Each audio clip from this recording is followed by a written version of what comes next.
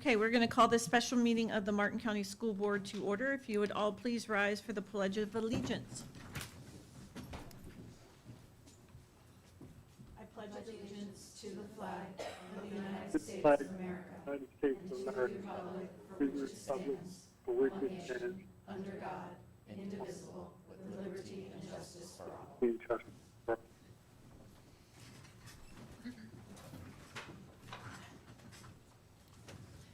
Okay, I'll call the roll. Ms. Pritchett, Here. Ms. Russell, Here.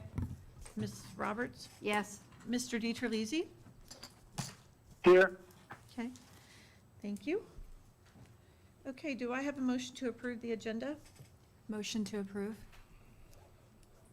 second, I have a motion by Ms. Russell, a second by Mr. DiTerlizzi. All those in favor? Aye. Aye. Any opposed? aye, Motion carries unanimously. Okay, item 3.01, the Adult Education Grant for ESL, GED, and Language Acquisition. This is on the, this is an item on the agenda because it came to us after the last board meeting, but is due before the next. So we had to get this approved in that, so that's why you're seeing it as a special, at a special meeting. Are there any questions from the board? Okay, do I have a motion to approve item 3.01? Motion to approve. move approval, Second. So I have a motion by Ms. Pritchett, and I think I heard you, Mr. DiTerlizzi, you're okay with the second? yes, ma'am, Okay. I have a motion and a second. All those in favor? Aye. Any opposed? aye, Motion carries unanimously. We have open to the public. Citizen input is vital to the improvement of our district. Most times your remarks may be listened to without comment from the board members or superintendent. This does not mean they are heard with any less intensity or concern. Where appropriate, the superintendent and staff will investigate your comments and report back to you and the board with an answer. We thank you for taking the time and having the concern to make our district better. Your presentation of the board, to the board should not exceed 3 minutes. First is Dr. Blanche Wells, followed by Tiffany Weekly.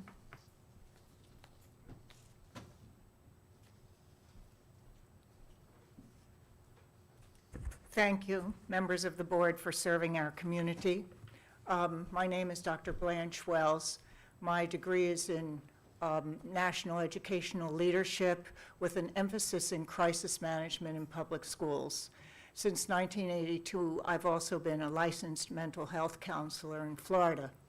After years of working as a teacher and counselor in New Jersey at the high school level, I moved here to Martin County and served for 17 years at Martin County High School as a counselor.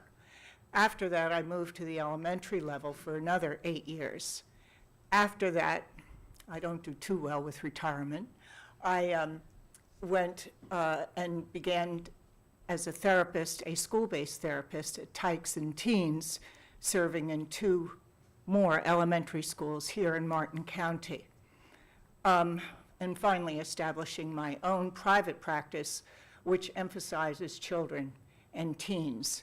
I come to you to make certain that you're all aware of the rich, rich history of community involvement, the mental health community, and how well it collaborates with the educational community here. We have received in the past, since about 2002, national accolades for the way we have worked together for the sake of all of the children. One of the most important instruments of preventive mental health is the Character Counts program. And teachers are very capable, K to 12, because I've watched them do it for years in this county, of teaching and preventing mental health issues by teaching the 5 pillars of trustworthiness, fairness, citizenship, responsibility, and respect. Things that I think we can all agree are necessary. But in addition to that, and I'm hoping that everyone on this panel stands for public education, that's what I'm assuming, and that you want to serve all of the children. And if that's the case, you know that some children, because of whatever circumstances, need more attention than the skills of the classroom teacher. And that's where a close collaboration with the mental health therapist comes into order. All of this, if a student gets to that situation, is done with just continual contact with the parents. If they're divorced, both parents have to give any approval to what goes on outside the classroom. So we already have an excellent system. That's what I would like to make certain to you. Thank you for listening. Thank you. And you will be hearing a lot about that during our workshop. Tiffany Weekly? Good afternoon. Thank you for taking the time for public comment. My name is Dr. Tiffany Weekly. I try to usually come here as, you know, my kids are in school and I'm a parent, but I'm going to wear my doctor and experiential hat today. And I'm also going to apologize in advance because I'm going to leave after this, not because I'm not interested, but because I need to get back to work obligations. However, so looking at the survey that would be used, that people can opt out of, there's lots of holes there. I just want to I have 2 points to make today, and this is the first one. You can't fix what you can't see. So when the survey gets amended and an explicit question is removed, or a high-risk question, someone might use the word explicit because that's how it feels to them. But if you take out questions that suggest that somebody is either headed toward crisis or already in crisis, if you can't pull that in from a survey, you can't really connect with the resources that child might need. So you can't hit a target you can't see. I don't think there's anything here to do about it. I don't know. I wish she had more time to speak. I was really happy to see her here. But my point is, we can't ignore children who, and I don't think that's the intent, because my MO is to assume good intent for everybody every time. Doesn't mean I'm Pollyanna, but that's where I'm going to start from. So we do need to protect these children. We do need to find ways to identify what their needs may be. Okay, second, having served on, or currently serving on the Hospital Medical Executive Committee as an elected member, I'm the immediate past president, I'm familiar with policy. So this is going into our book ban. It's not a book ban policy, I know that, sorry. It's whatever it is. But there is intent and there's impact. So separate from a book ban, in your personal life, or in how you run your house, or in how you run your business, or in how you run your district, there's intent and then impact. I doubt the intent of the people who helped craft the policy for flagging a book for thorough vetting and review could have ever predicted that. They could not have predicted it, because never in our history did we have a book come up more than like once or occasionally. So what the impact that has happened has been so negative toward our community and our students and our teachers. And it really takes humility and wisdom as leaders to go back and review your policy, intention, and impact to redo. Thank you. Thank you. Okay. So now we have open to the board. Does anybody have anything from the board? I do have one thing, just wanted to announce that Jennifer Russell has been named to the Indiantown High School Management Board for the new high school. So, Diane, if you could let Indian River State College know. And that's it. So we are going to adjourn this special meeting, and we're going to take just a quick minute break so that Chris can reset, and we will come back for our workshop.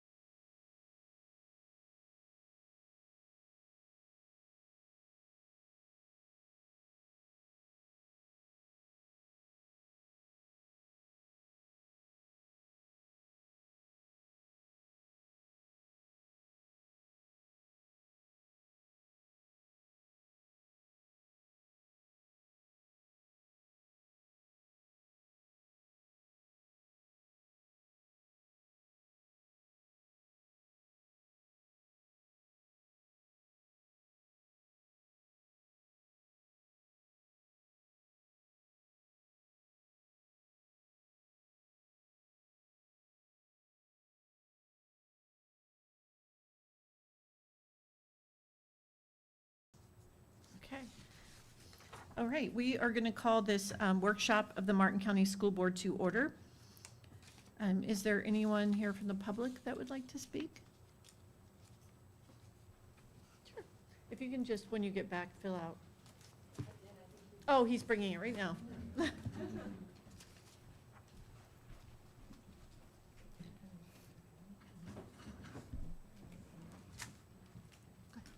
Thank you for the opportunity to speak. I hadn't planned on it, but I did notice on the agenda, I was reviewing the mental health plan. I was reviewing the statistics. I used to work for the school district as a program specialist for the elementary school, and I was able to work with student services, curriculum and instruction, our school social service workers. And part of that was taking the mental health first aid training, and I can't tell you how valuable that training was, and that I wish all members of our community, educators, absolutely, of course, but that if all members of our community had access to that training, how much in a better place that we would be. I also hope that I see, and I don't know where I would find it in the agenda items, but we know specifically that LGBTQ plus youth have higher risk factors in school-related issues. So they have higher dropout, they have lower attendance, they have lower graduation rates. That's all CDC data, like it's very defined. We also know exactly what helps those risk factors. And I do believe that it is every school board's obligation legally, as part of a multi-tiered system of supports, to be not ignoring those. And so I hope that part of actually what could be in a mental health plan would be middle school and high school GSA and other programs that on CDC's website have data, research-based, data-driven on how to intervene with this at-risk student population. It seems to me that it would be legally necessary. So thank you so much for your time. Thank you.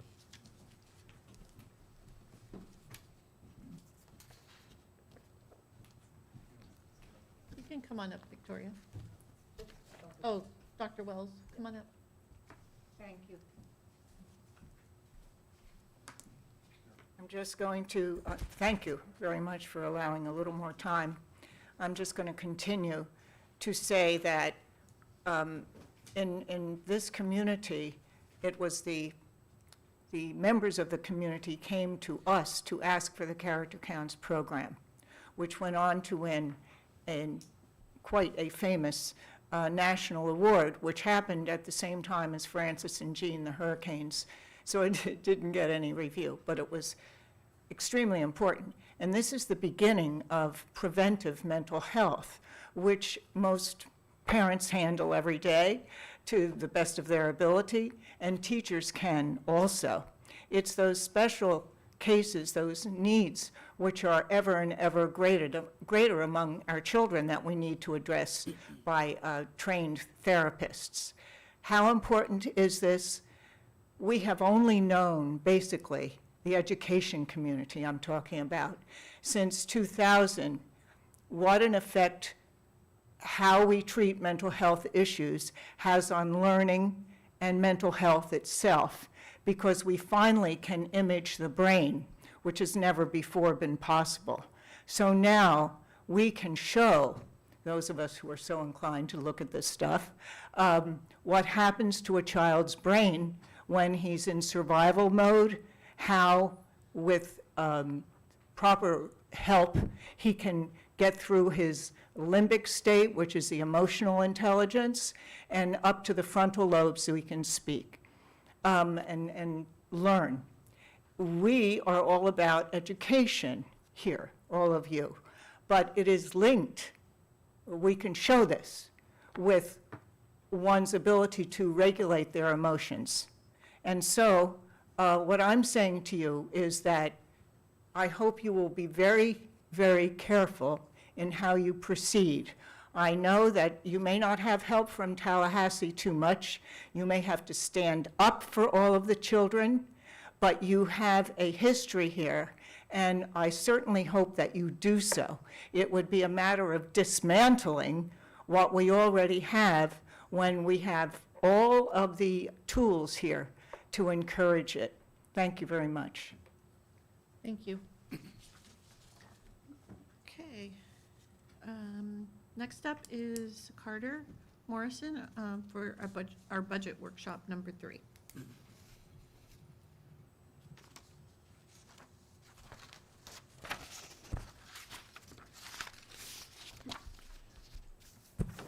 Thank you, Madam Chair, board members, superintendent community. My name is Carter Morrison, and I'm here to present to you this afternoon the information in Budget Workshop Number 3 regarding the operating fund and federal, primarily ESSER 2 and ARP. Before you should have a copy of this evening's presentation, a copy of the bill that was signed into law by the President that's made its way through Congress. The Fiscal Responsibility Act is 469 pages, so I excerpted the ones that I felt that was necessary for our discussion this afternoon, as well as a copy of the 23-24 FEFP conference calculation, which compares our fourth calculation to our conference funding. So in the budget development cycle, the needle has moved. The red arrow has now moved down to dollars. School discretionary funds have been sent out to the schools for them to start entering their orders for the next fiscal year. They had an opportunity to work within the space and time prior to school letting out so they could put their orders in the system. We're currently working on our departments. Mr. Main and I have reviewed a couple of the departments and right-sized them, as we say, in order to kind of incorporate those into the budget. The next step in the budget development cycle will be, of course, the next fiscal year begins on July 1, and then we'll have our first trim meeting in July. By July 19th, per statute, the Florida Department of Education will send to us our millage rates. Our millage rates are not controlled internally, but by Tallahassee, which then provides us the amounts that need to be levied in the required local effort.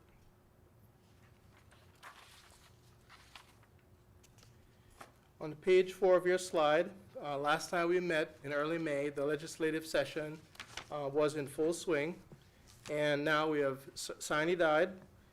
We've adjourned. The regular session, ended on May the 5th. About 1,800 plus bills were filed, 356 enrolled, and the FEFP budget is about $26.8 billion. In looking at the conference report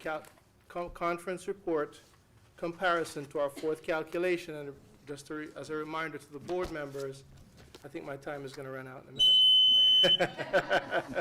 Thank you.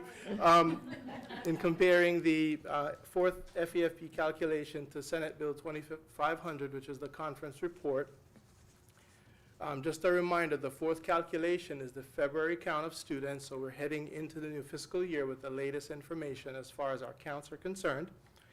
And when you compare the unweighted FTE, we pick a model from the state that tends to give us the largest, at this point, the largest family empowerment scholarship amount because it's a new program. It is expanded dramatically, so we would pick that model that gives us that portion of FTE which is higher.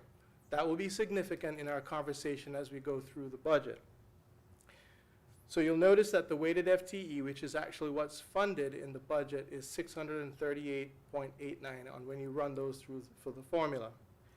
Comparing the total local revenues, the FEFP district required local tax has an increase of $10.58 million. Discretionary tax, which is your 0.748 portion of your millage, raises approximately $2.2 million, and that is fixed, whereas the required local effort will be changed by the state, produces a total increase in revenue of $12.785 million. Because of changes in the FEFP formula, state revenue actually decreases by $1.5 million. In referencing the handout that you have, you will see under total funding for state and local, approximately $11,280,382, which is a 6.82% increase compared to the fourth FEFP calculation.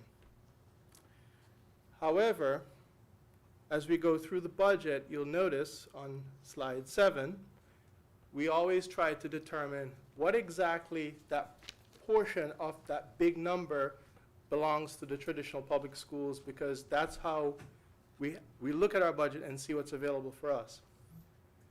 So currently, in 22-23, we deduct, the charter school pro rata share out of that 165 million, which we also do for the 176 million that is carried forward from the prior page. So automatically, the charter schools get their pro rata share. Of important note, in 23-24, we took out, of course, in both years, the charter school capital outlay that is passed through by the state. And also in 23-24, the official projection from Indiantown High School is 175 FTE. We reached out to the school to discuss with them whether or not they felt that that number was a good number. And we have had some conversation with them, and at this time, we have put roughly half of that into the budget at 87.5 FTE, which produced an increase of about $588,000 for them. The other half we'll put into the reserve if they hit that number. If not, that might go to traditional if we grow. If not, we'll send that back to the state. Yes, ma'am. So you haven't heard back, so you're just, We have not heard back as yet, but the law requires that whatever their official projection is, that's what they get funded on. I know Mr. Main had some conversation with Ms. Davenport, I believe. so why are you only doing half of it then?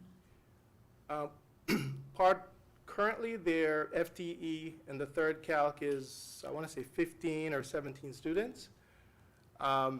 I believe the conversation that we've had with them, they indicated that they don't believe they might hit the 175 at this point.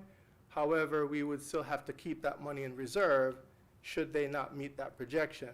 If we did give them the full 175 right out the gate, they would be paying back an enormous amount of money back to the state.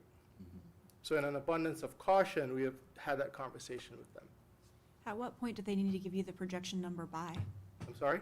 At what point do they need to give you that projection number by? They have already, under law, they have already submitted an official projection. Okay. But if there's a mutual agreement between the school district and the charter school, then we can always adjust it accordingly. So the official number they gave you is the 175? Is the 175, yes.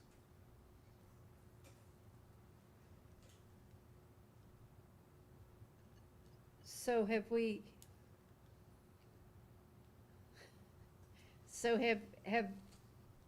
they agreed to half of the 175, or are they or we're still in discussion with them, or what's?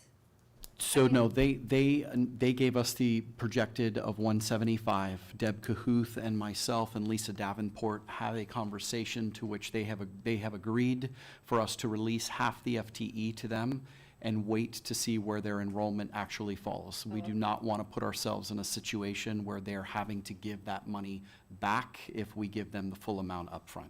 So we will put that money aside in reserve, and it's theirs for them. If they hit that number, we will release it. If they're under that number, then they're not having to owe us anything back. So they've agreed to 50%? They have of the agreed to the 175. 50%. Verbally, yes, but ma'am. not, they haven't signed on the dotted line yet. Okay, all right, thank you.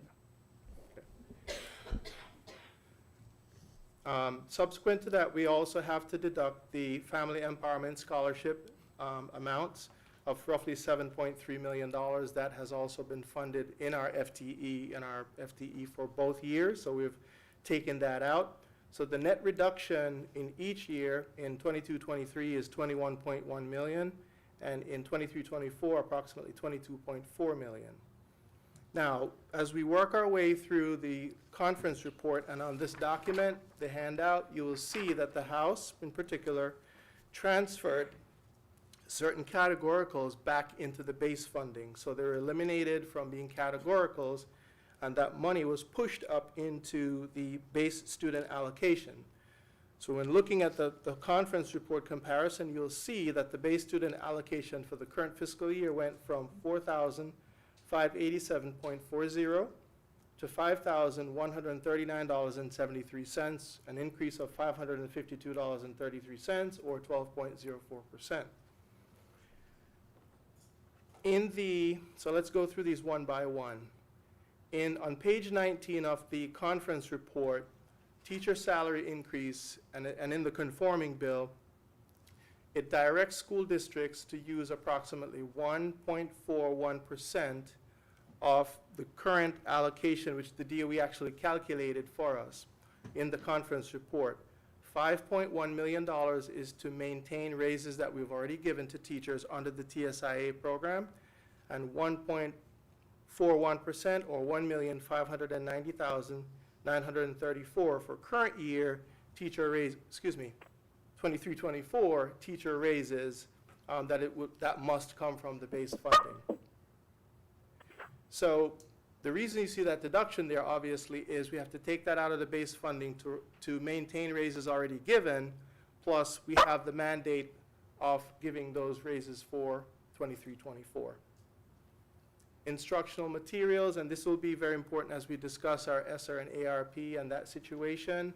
We have replaced, if you will, what that has been recategorized into the base student allocation, which is the $1,579,254 we received in the current fiscal year, so that we can continue to purchase instructional materials. Social studies is up for adoption. And again, given the situation with the ESSER ARP, then we thought this would give us the flexibility we need to continue to move on that path. So Carter, can I ask you a question back to the family empowerment scholarships? Yes. You're estimating the same amount or just a slight increase? That number is in the conference report as the number that's funded. Okay. Yes, ma'am. So if it ends up being higher? They will adjust.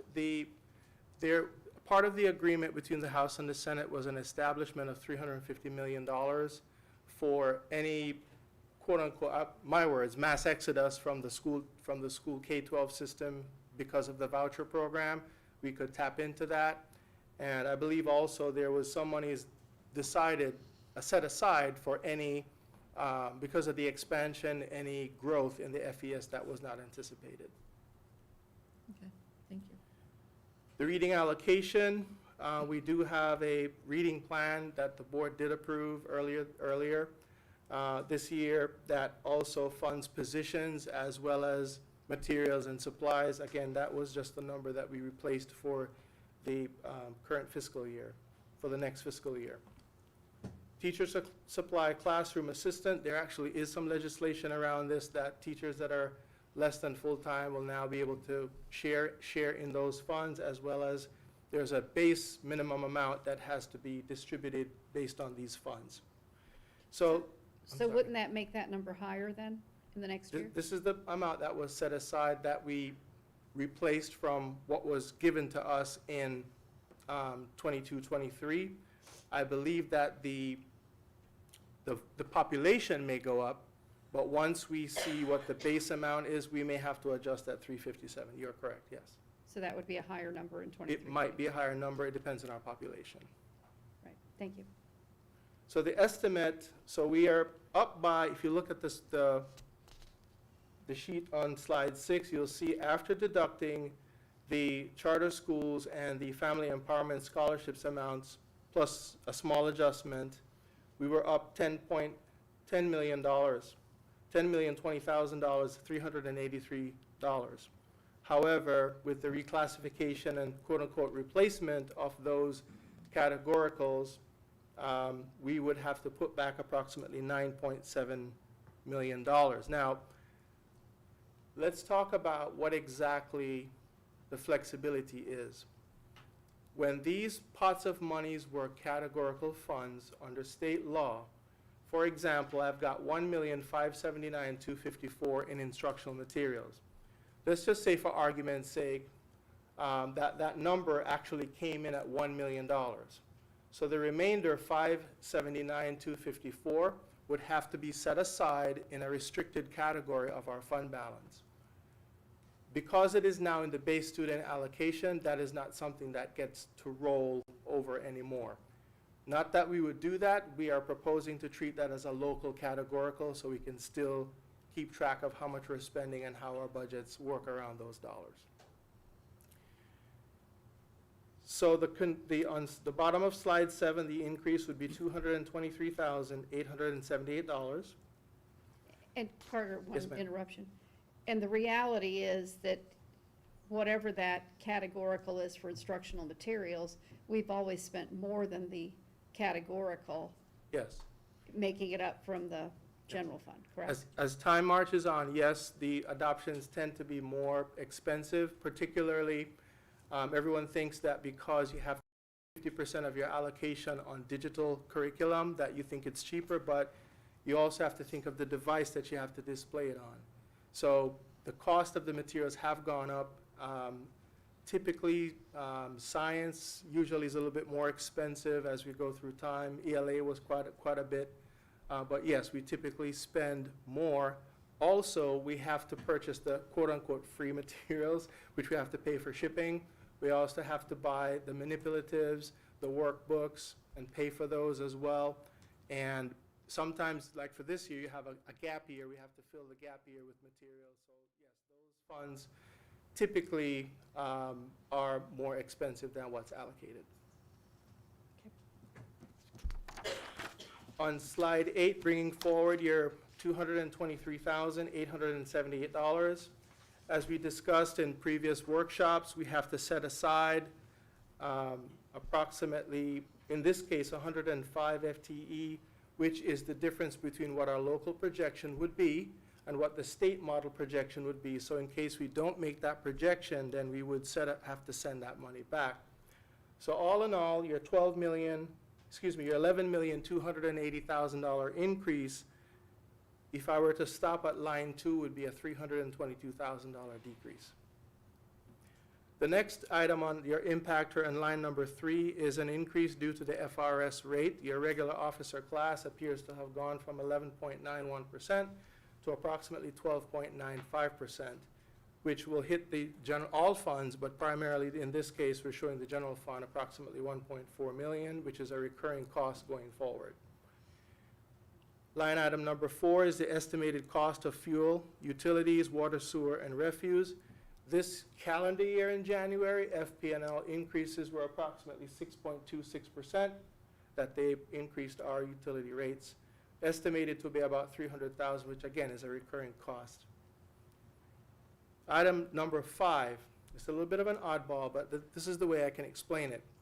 Florida statute provides that if your population within your district is more than 150,000 and you're categorized as a low-risk auditee by the Auditor General, then they have the ability to skip your operational audit for 2 years. So right now in my finance department, we do have the Auditor General staff here conducting the 22-23 audit. For 23-24 and 24-25, as we did for the 21-22 year, we had Cherry Beckert, which the board had chosen through the auditor selection process. That contract, now that we are now no longer being audited by the state, will be audited by a private CPA firm. They have given us an estimate of $108,810 per year for the next 2 years. I believe that will be coming to you, before you, at next week's board meeting for approval. So that's been put out to bid? So we're piggybacking, I believe, from the state's contract that was let, and so we have all that information in the agenda item. And how much did we pay Cherry the 2 years that they did it? I believe it was a little less than this. I'd have to get you the number. So on line number 6, the net of the budget impactors is approximately 2.1, the net of everything is approximately $2.13 million. The superintendent and his team were working primarily looking at the departmental budgets to right-size that, rolling back some of those costs and budget from the current 22-23 year, maybe flatlining, maybe looking at some of the ways in which we can get that number down to a manageable number or 0.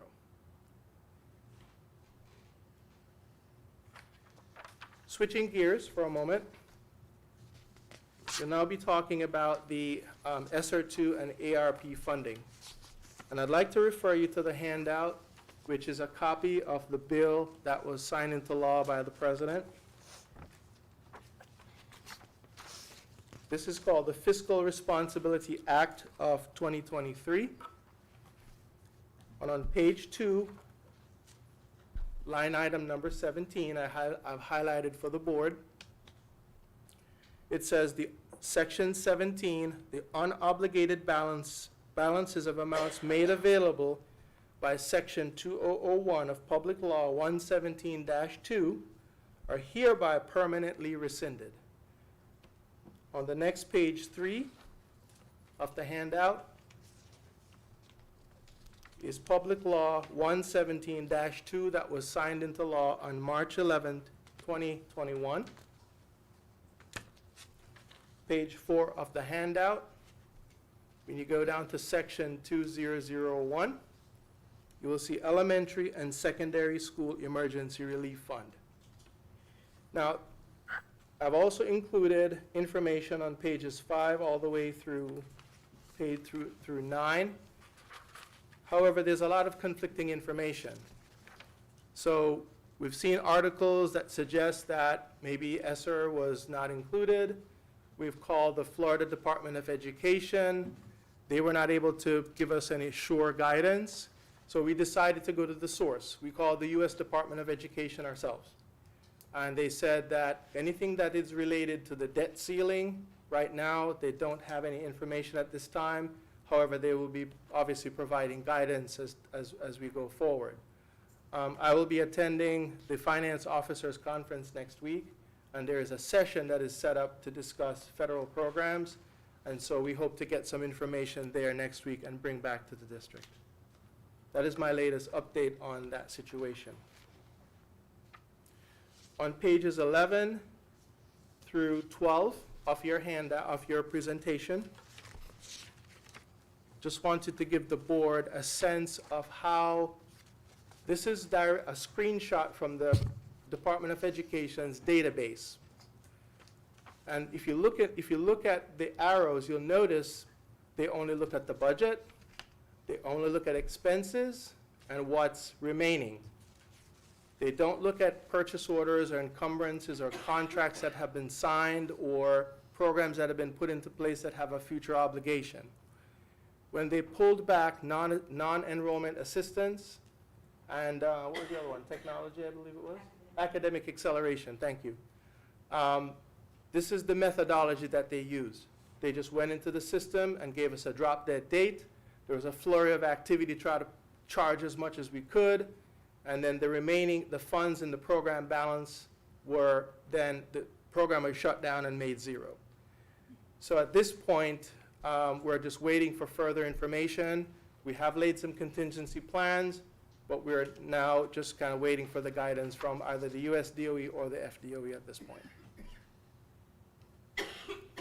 So next steps, we will continue to review the departmental budgets, and we stress departmental because we are not at this point looking at to touch any schools in terms of any budget type of reduction at this point.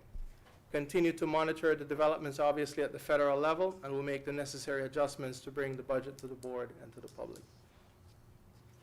And Madam Chair, that concludes my presentation for the budget workshop number 3. Thank you. Are there any questions from the board? Just real quick. So during the time that we're kind of what I guess you would call limbo, are we not using any of that money? We are not adding any new cost to the program. Anything that has already been approved by the board obviously has been implemented, but we're not adding any new cost or undertaking any new initiatives until we get the guidance that we need. They wouldn't pull any of that money back, would they, that's already been appropriated and scheduled to be used? Oh, yeah. That is what we're trying to get clarification on, but if history repeats itself They will. with the non-enrollment assistance and the academic acceleration, that's what they did. They just gave us a drop-dead date Okay, and says, by this date, we're going to shut down the system. And so we try to put everything as we could in there in order to, of course, lower our program balance. all right, thank you. Ms. Yeah. So textbooks.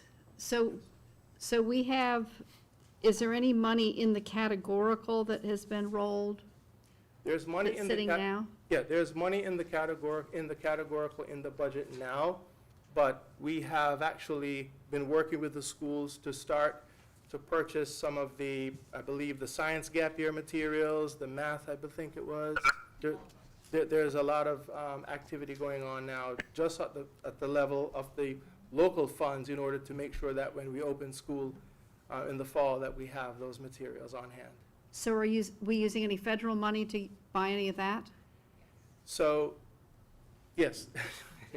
Sure. Thank you. Tracy Miller, Assistant Superintendent of Academics. We have currently about $950,000 remaining in current year categorical instructional materials funds that we are using for ELA and science.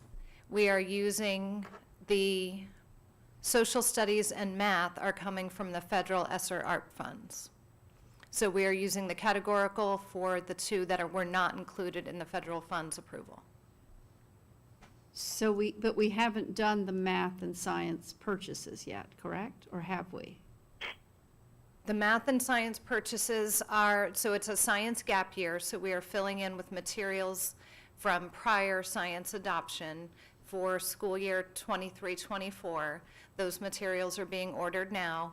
And the math consumable materials from last year's math adoption, what we call the free materials that we purchase we pay for shipping, those are being ordered right now as well.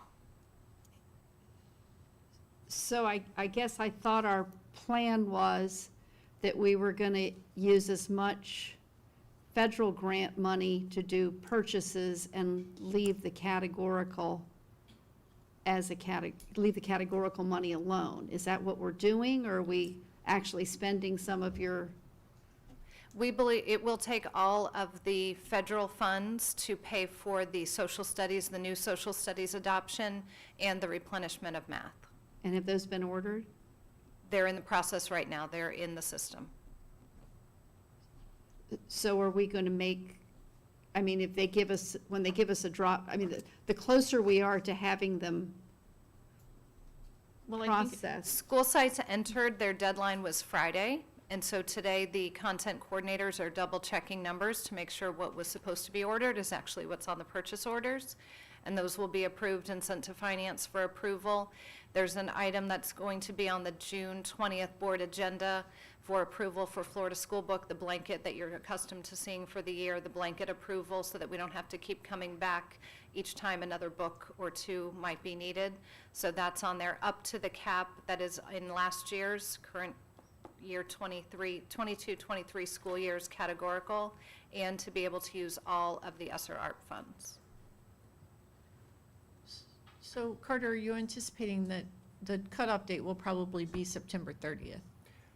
No one knows at this point until we get guidance from the state on what that date may be, or what's in, what's out, how, because we've gotten conflicting reports, and then, so we called the US DOE, and they said nothing at this point.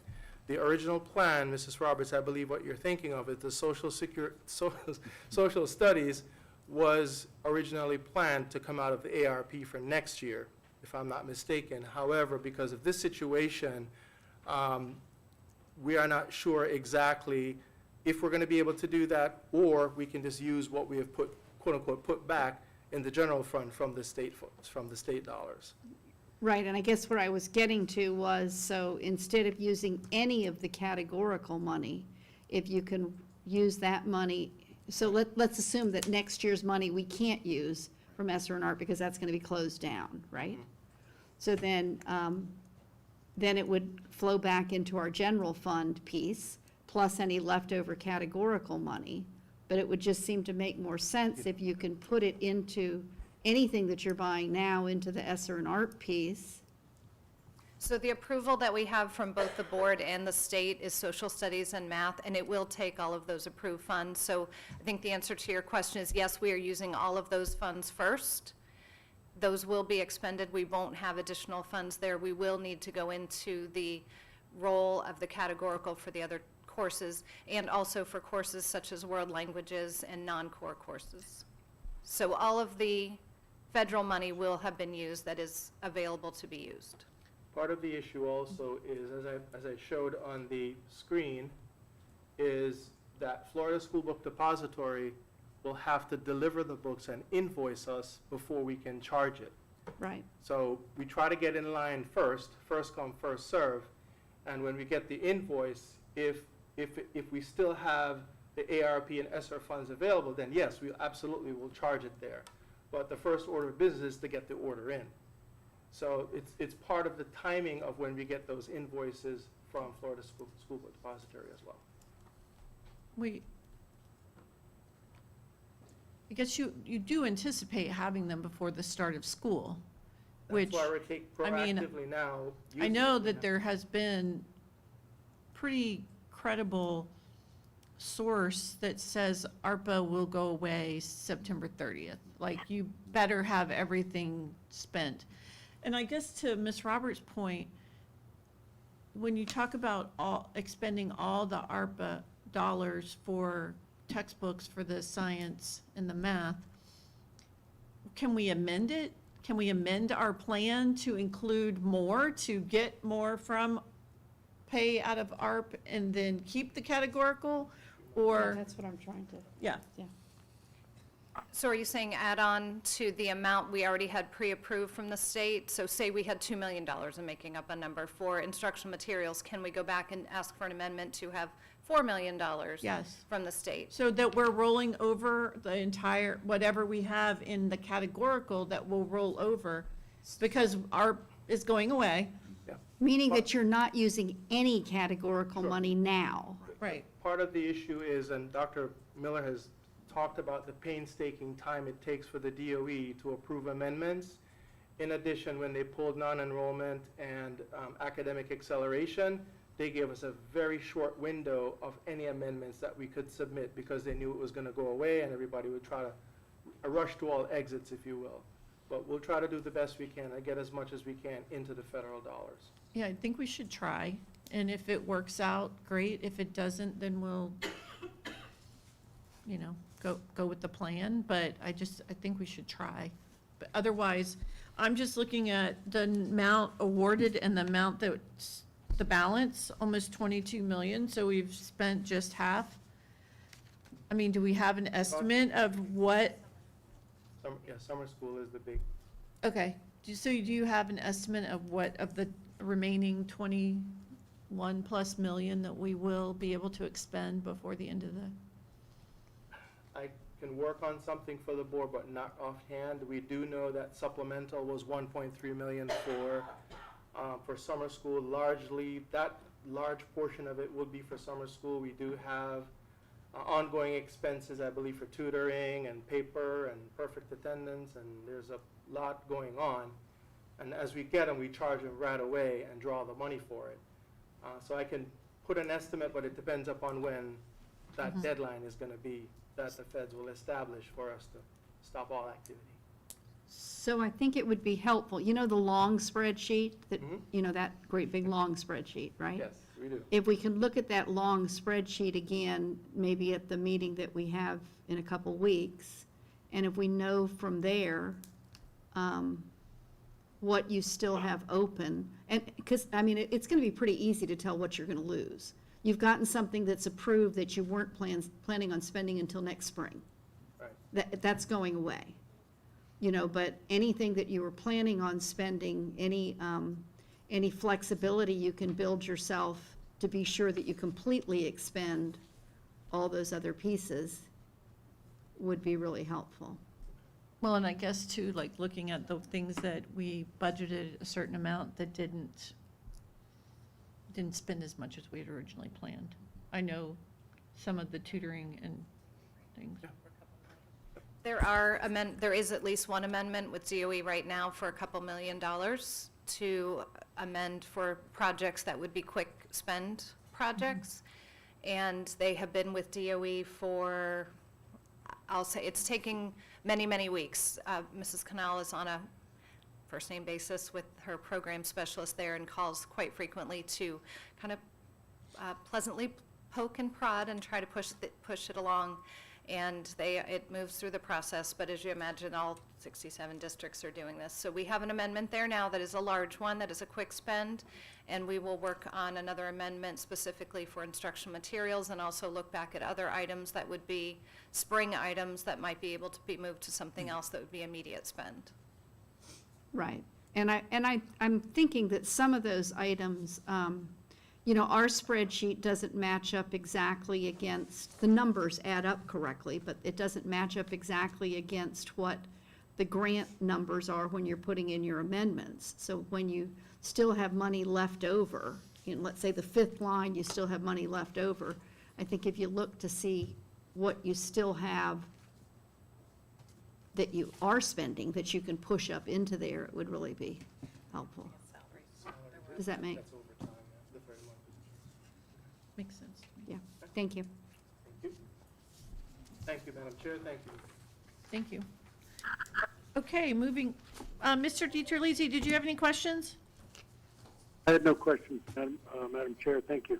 Thank you. Very good discussion. Okay, moving on to item 4.02, the tobacco prevention program.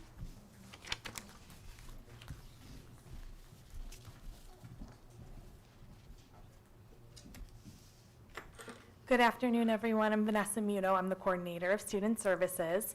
I'd like to introduce to you one of our prevention program specialists, Lauren Kowalski. She's going to be talking to you about the tobacco prevention program.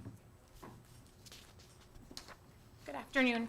I'm here to present the tobacco prevention program that we'd like to begin offering as an alternative to suspension for students who have level 3 tobacco infractions. You can see from the data that we've had a significant jump in tobacco infractions. We were averaging around 80 infractions per year. We've now jumped to over 200. We had 222 tobacco infractions just last school year. So what the program is it is a program that's put out by the Florida Department of Health. The program was founded in 2012, and they began the student online portion in 2001. Since the start of 2001, 54 counties in Florida have begun using this program as an alternative to suspension. It's a 3-hour online course that we would like to, if we can implement here, would be done at school, probably like in a schools within a school or in school suspension setting, so that it can be monitored as the students are completing the program. So it's an educational tool to try and teach students the risks of tobacco and nicotine, the harm that they can be caused by these different chemicals, and really educate them about what's in the vapes that they're using, since they are being so heavily targeted to students and children without the educational piece of the addiction that can follow behind it. Even some of the programs also talk about different coping mechanisms and the stressors that the kids could be feeling, and then using these products as a replacement for it, and how to kind of help curb that. It would be an optional program that, again, could reduce the days of suspension, so it's not necessarily going to be a requirement. There are 2 different courses that are offered at all 3 levels, elementary, middle, and high school. So there is a first offense course, and then there are second offense courses as well. We did create like a simple decision tree that schools and administrators could use when students are found with a tobacco or vape device or product. That would help guide them to show them how, if the student decides to take the course, they would then serve that 1 or 2 day in-school suspension instead of having a full 3 or 4 day suspension instead. The entire program is run through the Florida Department of Health. It is a free program. The students get enrolled in the program. The school administrator is notified of their enrollment. The school administrator is notified of their completion and whether they pass the course. And then the schools can all manage it themselves. I did include links as well to all of the course outlines, if you wanted to see all the course outlines specifically. All of the courses are reviewed and updated each year. So if a student had a first offense, this school year in 9th grade, and then in 10th grade is also caught with a device, they would still do the first offense course again, because it is a new course each year. I also included a link in the back to an actual demo if you wanted to actually see what the course would be. They gave us a username and password to demo the full course. That's it, unless you have any questions about the program. Yeah. Yeah, go ahead. So you're talking about level 3 for vaping, but when I'm looking on the student code of conduct, I'm seeing that possession of contraband materials for level 2 offenses includes the vaping. So what this is for specifically the level 3 tobacco infractions. So we would offer it as an option as well if students are found with a vape or vape product, which is the level 2 possession of contraband. There has been a significant jump in those numbers as well. We were running historically at about 36 referrals for possession of contraband in the past 2 years. This past year, we finished at 65. And they are students who have a vape device, but no cartridge that can be tested. So especially thinking of our younger students, you know, if they have that device, whether they're even holding it empty with nothing in it, to give them the education of what they could be getting exposed to if they think that it's cool, that their friends have them or they're holding them, you know, I think the more we can educate them about what's going on, the better. So that's why we did include that kind of as an option. If they even have the devices, we'd like to educate them on the tobacco and nicotine, and then of course for the level 3 tobacco offenses as well. So it's level 2 for vaping and level, is that what you're telling me? Well, it's the level 2 is the possession of contraband. So that's where we put, like, this includes the vape devices.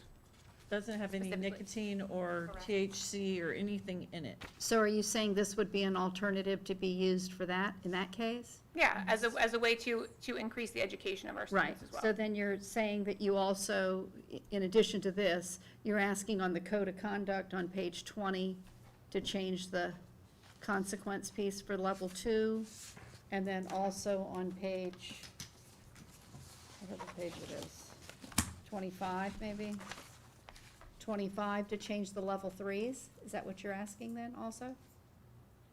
To add it into it could be As used as a an response. option. One of the options. So somebody's writing that down, right? Yes. Right? Okay.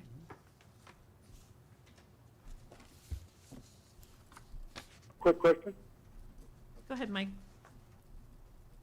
The parental involvement in that, what is that, just notification, or are they required to come in for a meeting? Yeah, so parents would be notified, of course, if their child is found with a tobacco product. And then within that discussion from the school, parents would be given the option of your student can either complete this course and serve only, 1 day of suspension, or they can opt to not complete the course and then they would serve the 2 or 3 days suspension instead. So the parents would have to be notified and kind of agree to it. Right. What- Great, thank you. What about, sorry. What about parent education for vaping? That is a great question, and that is something Lauren's been in contact with this, with the Department of Health reps in general, talking about different options that they could have. We don't have anything right now, but that is a discussion that we're going to continue because we think that's a critical piece as well.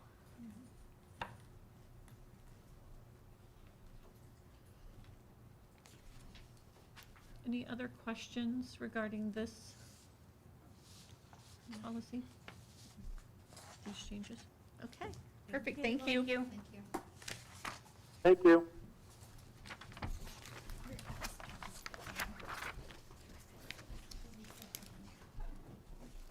Okay, moving on. Do we want to do, well, we'll move on to 5.01, which is this Code of Student Conduct.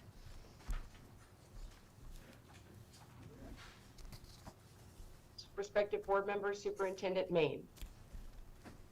I'm Teresa Ilucci, I'm the Director of Student Services. Just like to thank you for having the opportunity to be here today on behalf of Student Services in showcasing some of our work. I want to extend a huge thank you to our committee members and Ms. Pritchett, as we have had several great meetings and great discussions and great feedback as we've crafted the Code of Conduct to come before you this evening. Before you, you have a binder of the draft of Code of Conduct, and it is tabbed by page. Also, there is a crosswalk, just to make it a little simple to follow as we go through some of the changes. I will share my screen just so that everyone can kind of see where I am. On the crosswalk, the first change that we had was in the table of contents, and that was just what we added to Appendix B, which was House Bill 379. Just so that everyone knows, the page numbers will be formatted once all of the changes are accepted. We will make sure that it is formatted correctly. So we did add the full House bill in its entirety to the back appendix for parents to use as a reference.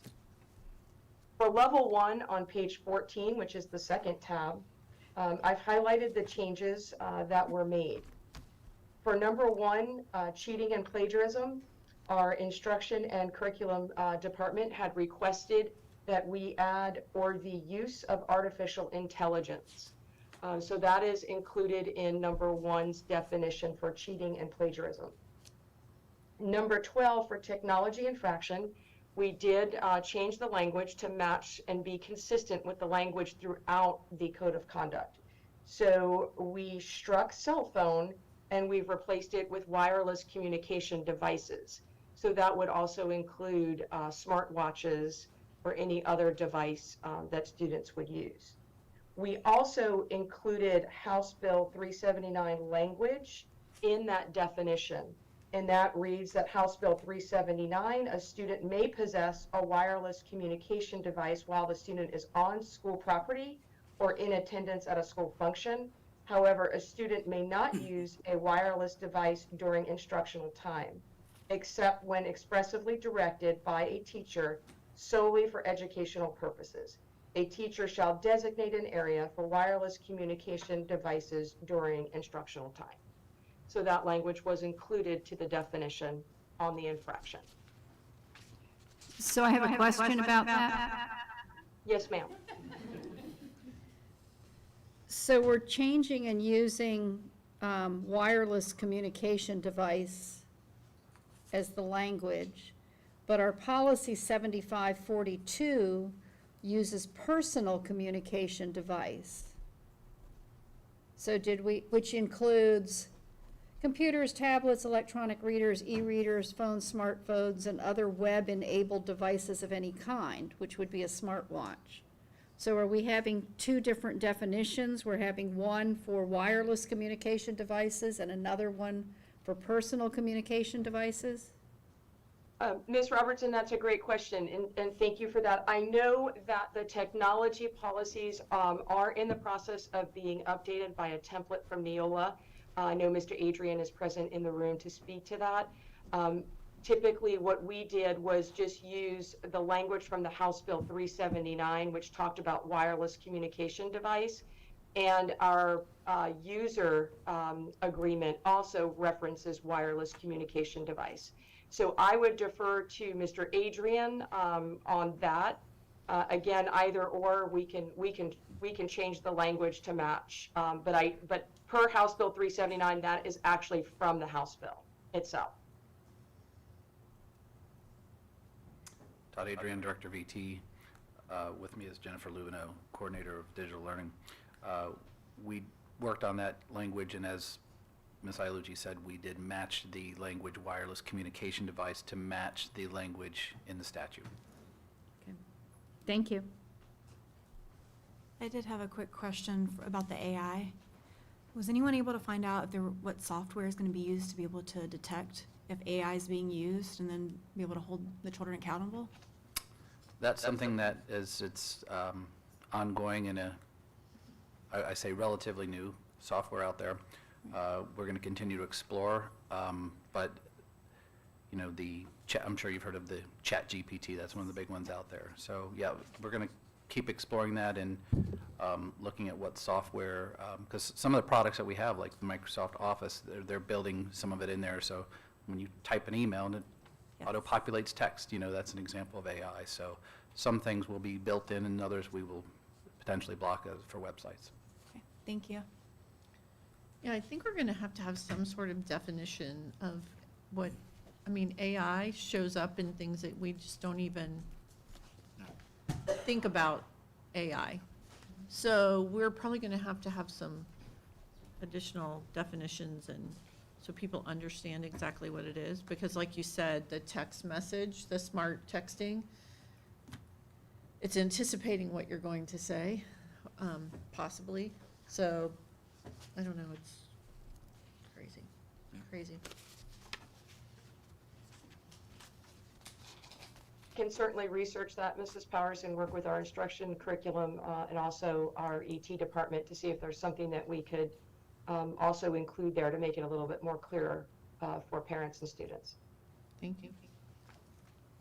On the third tab, which is page 19, that is our level 2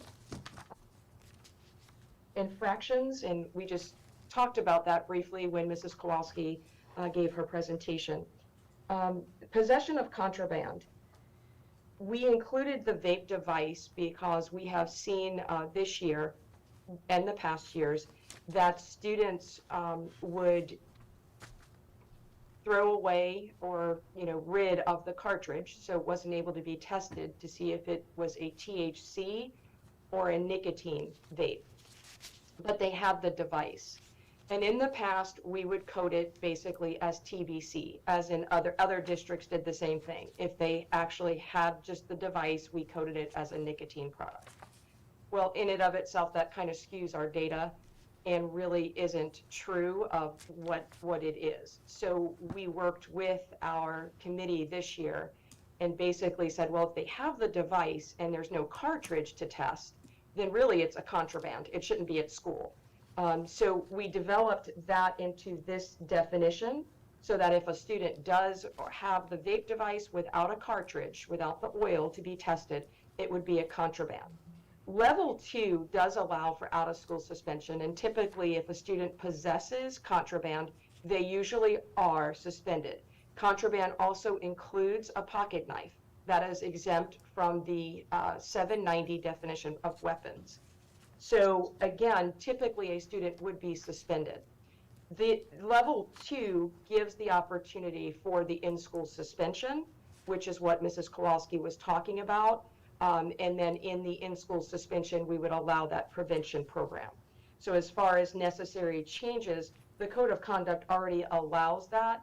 I'm happy to build in something as far as the prevention program to be used, but we do have it to where it is either in-school or out-of-school suspension. And as you can see, the changes that we made in the definition is basically we've included the vape devices, and then we kind of removed portion of that definition that we didn't really feel was as relevant as it really used to be when students kind of brought tobacco or nicotine cigarettes. So we just kind of took that out and left the rest of the definition there for contraband. So I just have a quick question about that, because I don't know. I don't know that we should reward kids for being quick enough to throw their cartridge away before they're caught or it's examined. It's sort of like we wouldn't allow that if someone had a pack of cigarettes but didn't have a lighter. So, I mean, I think if they have the device, I don't know. This is a really bad situation that we're dealing with in our schools. And I just think we have to take a hard line that if you're caught with it, if you're caught with a device, it's like if you're caught with a cigarette but it's not lit, you're going to get charged with having tobacco and nicotine. So I don't see how this is really any different. They're not putting, I don't know, they're not smoking good things in a vape. I just don't know how we get a handle on this and make the consequences reflect the seriousness of this problem. I understand that concern, Ms. Powers, and I absolutely agree with you. As you saw in our data, our numbers have skyrocketed. It is definitely a concern among our young people. The problem with vapes, unlike a pack of cigarettes, that there's tobacco in the cigarettes. With vapes, obviously there's the THC vapes as well. The only way we're able to tell the difference is if our SRO is testing it to see if it's positive for THC. If it is not positive for THC, then we know that oil basically contains nicotine. When the vape device in and of itself without a cartridge is there, there's no way to actually test it to see if it contained THC or it contained nicotine. So that's where the contraband kind of came in, because we know that that device should not be at school. Nonetheless, I understand and hear what you're saying and absolutely agree. And that could be something that we need to do differently as in a response to it administratively, and we can certainly discuss those options as well. Well, I'm just thinking about if you're caught with it, it's at least the minimum that it's assumed to be nicotine. I mean, obviously, you can't prove that it's oil or THC, but at least it's the minimum of nicotine. So I would recommend then that what we would do is still code it as a contraband, but still, again, this would be my recommendation. We would still then treat it the same way. The response would be the same as what we would do for tobacco, which is the TBC. And typically that is, at least on the first offense, a 3-day out of school suspension. Again, with the prevention program, it is something that we could use to try to at least teach our students of the dangers of this. I don't know that they're fully understanding the process of what they're actually doing to their bodies. Ms. Roberts? So on page 19, can we just, you see number 24 of a level 2 infraction is possession of a stolen item. 25 is possession of contraband materials. Can we change and add a 26 before the old, and then renumber, that's possession of a vape device with or without the cartridge? And just go ahead and label it that way, so when you get to level 3, you can deal with level 3 as to whether you have a vape device and it was tested by the SRO and it has the nicotine, et cetera. But is there anything, or is there any interest in saying, if you just have a vape device at school, I mean, I don't care whether it has a cartridge in it, doesn't have a cartridge in it, it's a level 2 violation, and it fits in with the level 2 consequences. Do you have any comment on that? We can certainly make it its own standalone, absolutely, that's not a problem. My only recommendation is that we would say possession of a vape device without a cartridge, obviously, because if we have a cartridge and we test it and it's THC, then it's obviously very different than a level 2 offense. So No, so you're missing what I'm saying. I'm saying if you're a possession of a vape device with or without a cartridge, with or without nicotine, with or without anything, it's a level 2. And level 3, I can step it up and call out vape devices with nicotine and say, okay, here, this is my level 3 thing, but I know at the very beginning this is level 2, and it's pulled out. I mean, I don't want to see kids flushing cartridges down the toilet so that they get hit with a level 2 instead of a level 3. Well, that's what they're going to do. That's what they're going to do, but I mean, I think if you call it out right away and say, hey, it's level 2, you're going to get a level 2 right off the bat just for having the device, and it can be stepped up. Kind of the same way we step up fighting. You know, if you fight and it's bad, it's worse fighting than the other fighting, you know, easy fighting is one level and harder fighting is a higher level, so it's the same kind of. Does that make sense? Well, you know, we have something in our thing about fighting, I mean, where it's like if you do a little bit of fighting, it's one level, but if you do a whole lot of fighting, it's a higher level. So I'm thinking in vaping, it's like right away, any vape device, possession of any vape device is a level 2.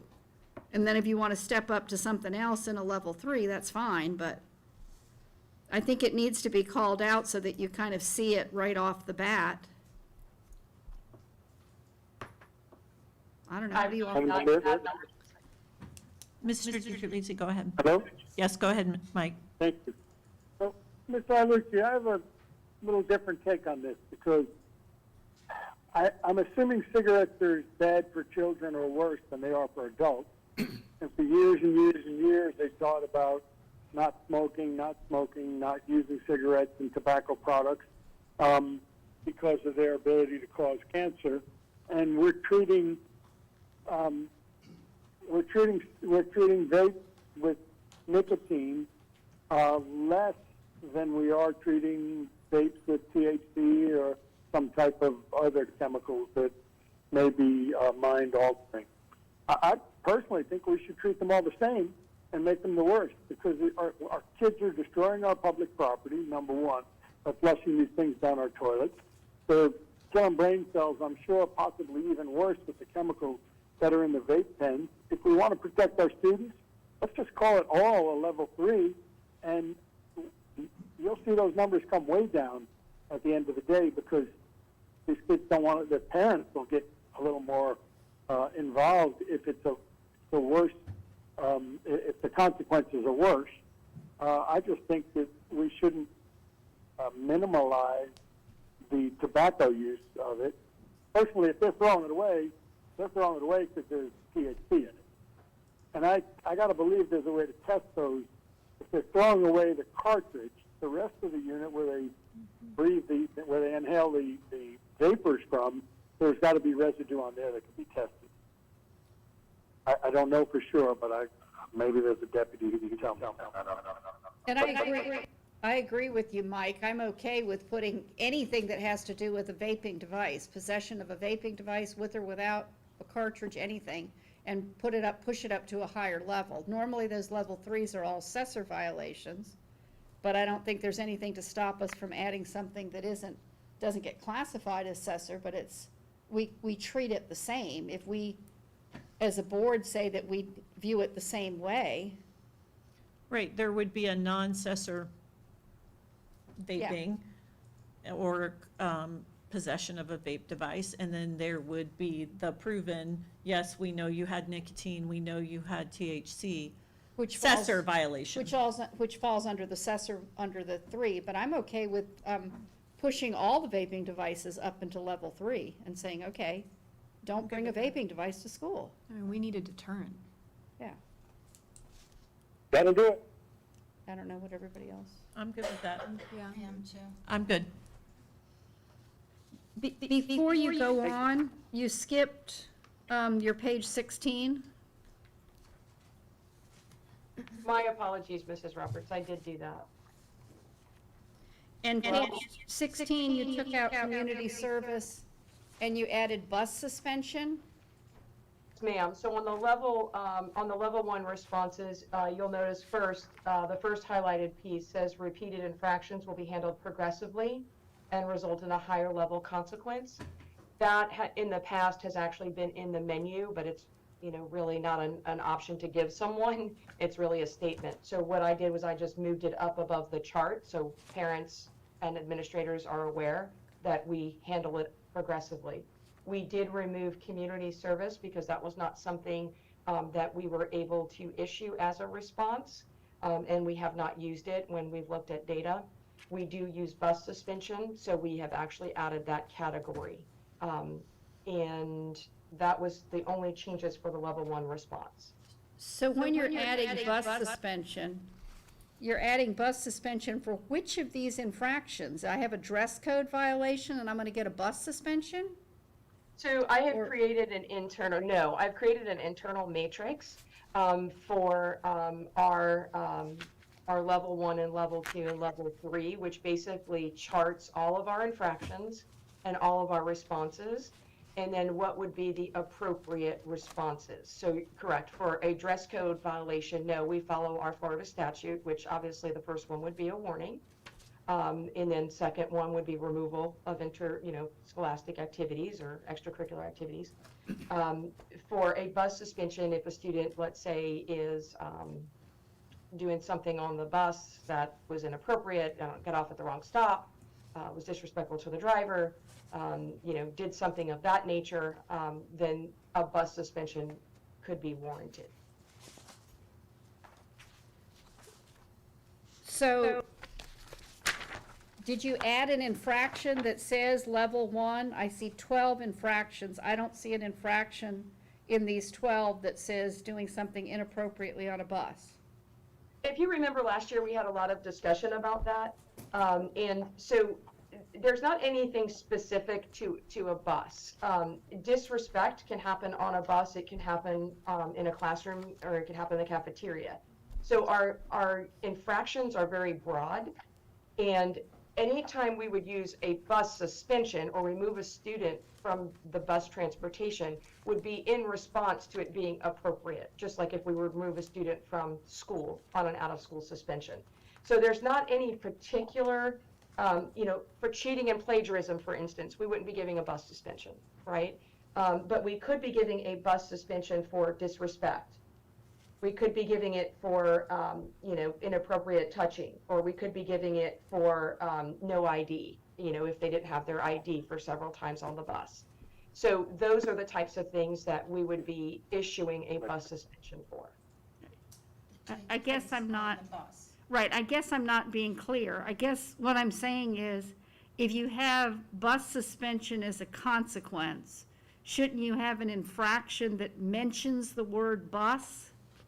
That's what I'm trying to.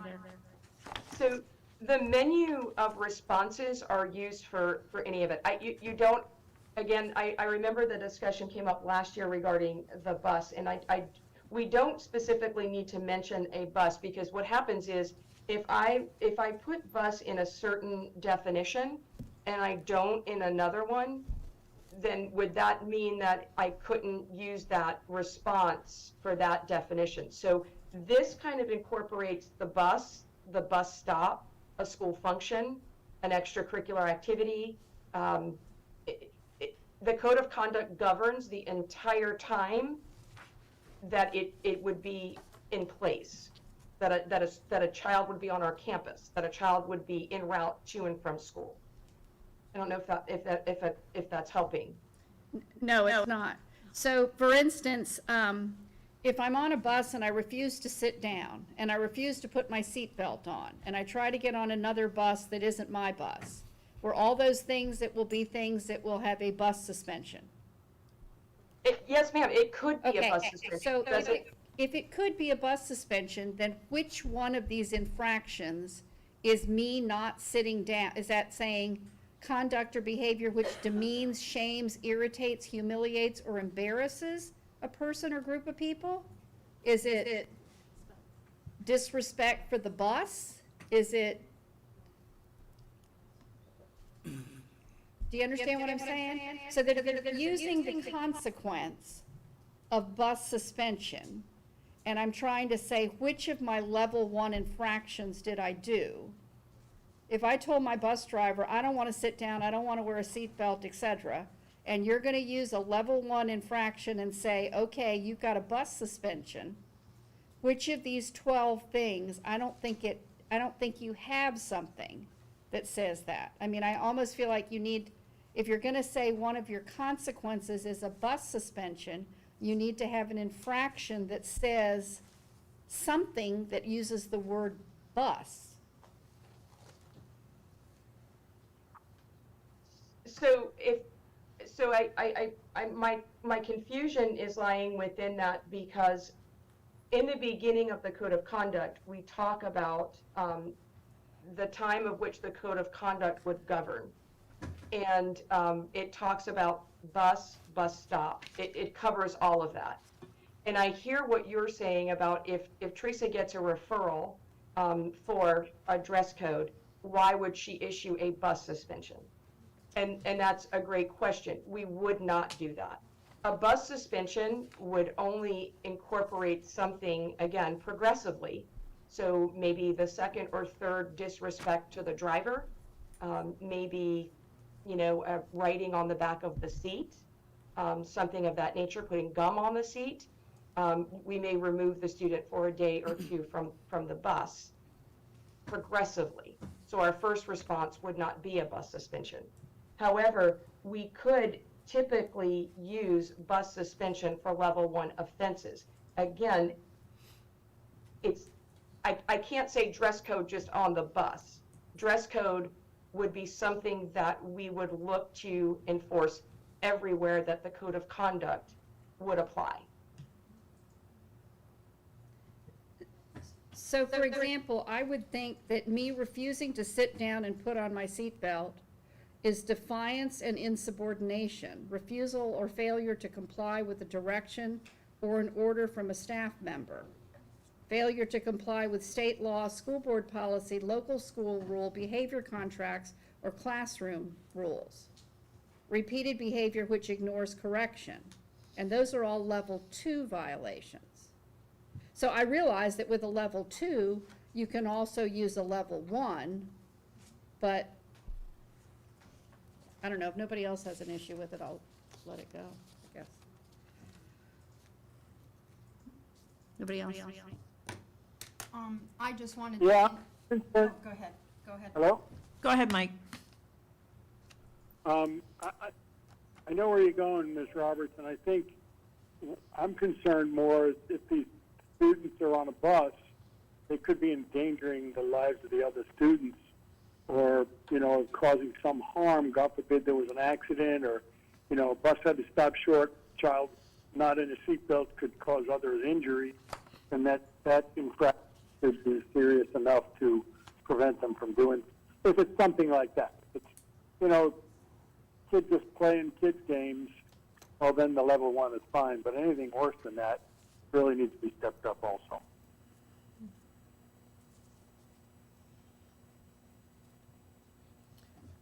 Amy, did you have something? Just wanted to mention that I had a discussion with Lisa Estevez regarding community service moving forward, that possibly we could develop something in the future where community service would be an option for some of the infractions.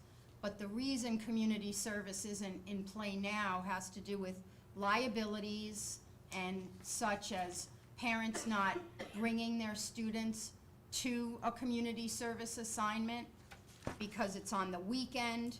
So I just wanted to put it out there that I think it's important that we develop some sort of community service component at a later time in the code of conduct. Thank you. Yeah, I'm good with that.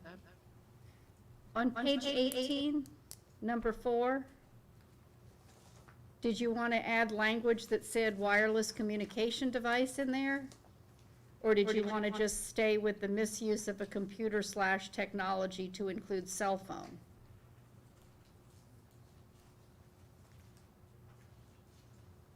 Mrs. Roberts, we can add wireless communication device. Chair Powers, is it the pleasure of the board to remove bus suspension from level 1 response and sanction? No, nobody cares. I don't think so. I think it has to be an option. I'm okay leaving it as an option for things that happen on a bus. How does the rest of the board feel about it? Yeah, if it takes place on the bus. I wasn't having a problem, I didn't want Yeah. it removed. I was trying Right. to get an infraction that tied to it, so it wasn't just sitting there, but I didn't want it removed, no. Okay.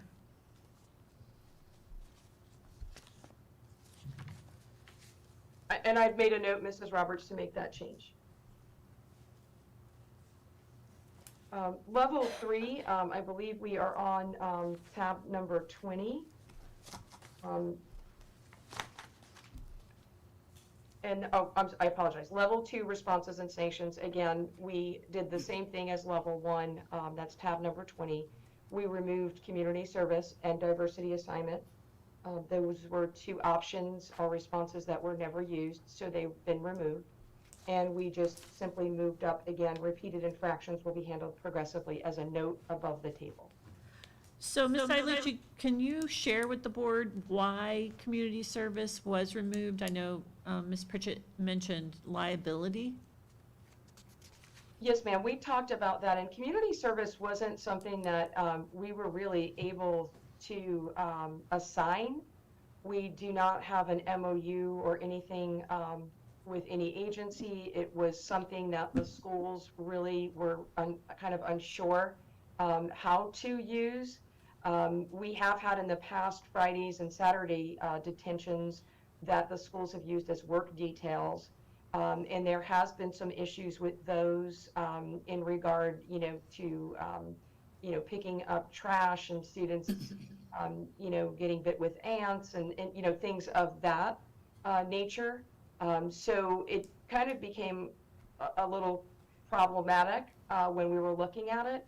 So I do agree with Ms. Pritchett. It might be something that we could explore with an agency, another, partner, to see about a community service piece. But it's not something that actually a district would or could really assign, and we would have really no way of monitoring it. Most of the community services are issued to our students through the civil citations, diversion programs, or through our REACH program. Well, that was going to be my next question was, can't we utilize the resources that we already use with REACH and through the diversion programs? Just piggyback on what we're already doing for that subset of students that participate in those programs. I can certainly explore that moving forward, like I said, to develop a contract or MOU, an agreement of how we would use it, when we would use it, who would monitor, who would, again, who would cover the insurance and liability and all of that, to make sure that the district, wouldn't have any type of liability if a student did get hurt. Okay. All right, thank you. And you'll be adding the tobacco intervention initiative thing to the consequences on level 2, is that correct? Yes, ma'am. We will add a little blurb about the program, and that it could be used at the discretion, obviously, of the school site and the parent. But it'll be listed as one of the consequence pieces, correct? So it's not a consequence. The consequence would be the suspension. This would be an opportunity to not have, we would still issue the suspension, but offer the student the opportunity to complete the course so that they wouldn't have to do the full term of the suspension. Okay, thank you. Page 22 through 24 is our level 3, and if you remember back in January, the state did make some changes, and we did bring that to the board for the approval. Only changes here are, I have added the 3-letter code for criminal mischief. We were waiting to see if they were going to change the code, but as of right now, they still have not done so. So I went ahead and made the changes here. So criminal mischief, which used to be vandalism, is still the VAN code. And there's 2 more. Grand theft is STL, and then simple battery, which replaced physical attack, is still PHA. So that's the only changes in the level 3. And you'll be adding the vaping to level 3, correct? Ms. Roberts, can you repeat that? I had some background. Yeah. You'll be adding the vaping to level 3? Like we just discussed? I can add the vaping device if you would like under the TBC. No. We had discussed a few minutes ago about making it, when Mr. DiTerlizzi talked, we had talked about making possession of any vaping equipment, et cetera, even though it doesn't have assessor 3-letter call-out, to add a non-assessor violation to the level 3s that would have to do with vaping equipment. I will add to include vape device to number 20, tobacco. No. It wouldn't be assessor tobacco violation. So you would have a tobacco violation if your vape pen tested positive for the tobacco piece. But what we were saying when Mike talked was to say that if you possessed a vaping device, it would be a level 3 infraction. Right? Isn't that what we discussed? Yes. So it would be a non-assessor in the level 3s that has to do with the vaping device. If it has tobacco in it, you would then file it under the TBC piece, but if it didn't, you would not be using it as assessor, but it would still be a level 3. So essentially, we And the would reason I see said that- consequences. Go ahead, Mike. The reason I said that is because I don't care what they're vaping. It's all bad for you. It's no good for you. They shouldn't be doing it. If they're under 18, it's probably illegal for them, I think. Correct me if I'm wrong, but they shouldn't be doing it at all. So they should have the stiffest penalty.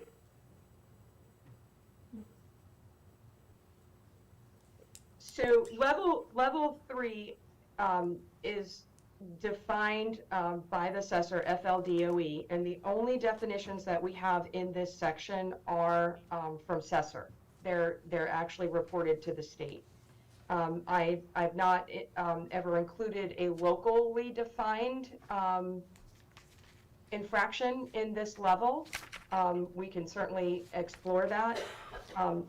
Just so that you're aware, typically what we have been doing, because this has not been added in the code of conduct before, is if a student does have a device, this has been this past year and the years prior, if the student is caught with a device and no oil or no cartridge, it still goes under TBC. We can still do that if that's the pleasure of the board and not add a locally defined infraction. But I can certainly look, because in our description of level 3, it talks about that this is, the definitions of these events are provided directly by the FLDOE. So just being transparent in conversation for the board, I can remove that and put level 3 assessor and other locally defined incidents, or I could certainly work with Mr. Harmon. Well, so what you're telling me is that we have been filing things as TBC even though they weren't TBC, assessor violations. Correct? That's correct. Everybody in the States, we've all been doing the same thing because there has been no code for just the device. So just the device, the guidance that we had received when we had our assessor training was that it would be, if there's nothing that we can test to see if it was THC, it would be coded as TBC. So I feel you've kind of contradicted yourself now, because a minute ago we were saying that the possession of the device was a level 2 and that this was a level 3. That is correct. As I stated, we were trying to capture exactly what it was. So if you remember, I stated earlier that we have been coding them, as other districts in the state have been doing the same thing, as TBC, which is tobacco, because it is either a tobacco or THC device, typically. It can contain neither. There are oils out there that do contain neither TBC or THC. But there was no way to actually capture what it truly was. And if we were looking for data to see what how many students had vape pens, how many students have TBC, how many students have THC, we're trying to make sure that everything is going into the appropriate place. So can you add a level 3A that says vaping devices? And then you don't have to mess with your assessor. Your level 3 can be your assessor stuff, and 3A would be vaping. A level 3A, keep the level 3 responses and put level 3A responses, and have one thing in a level 3A that we consider just as serious as all the other level 3 assessors, and that's vaping. Or holding the device in your hand. Or your backpack. Or your backpack, or having it with you. Would that make it easier for you so that you're not having to take away from level 3 infraction assessor, if you don't want to add a non-assessor to it, to just add a level 3A that is like the level 3, except it's a non-assessor, things that have the consequences of level 3. Does that make sense? Yes, ma'am, I can do that. I will add another level with the addition of vape device, and I will have the same responses that we would have for level 3. I will just copy whatever we use for level 3 to 3A. So I think that this move to, if they don't have a cartridge in it, means that it's not going to be a assessor violation. I understand that school districts are concerned about the number of violations that are happening because of this, so it's elevating the numbers. But kids don't typically carry around a vape if they're not vaping. So I just don't understand why we want to differentiate. If we can't prove THC, then it's tobacco. I mean, I don't know why we would want to.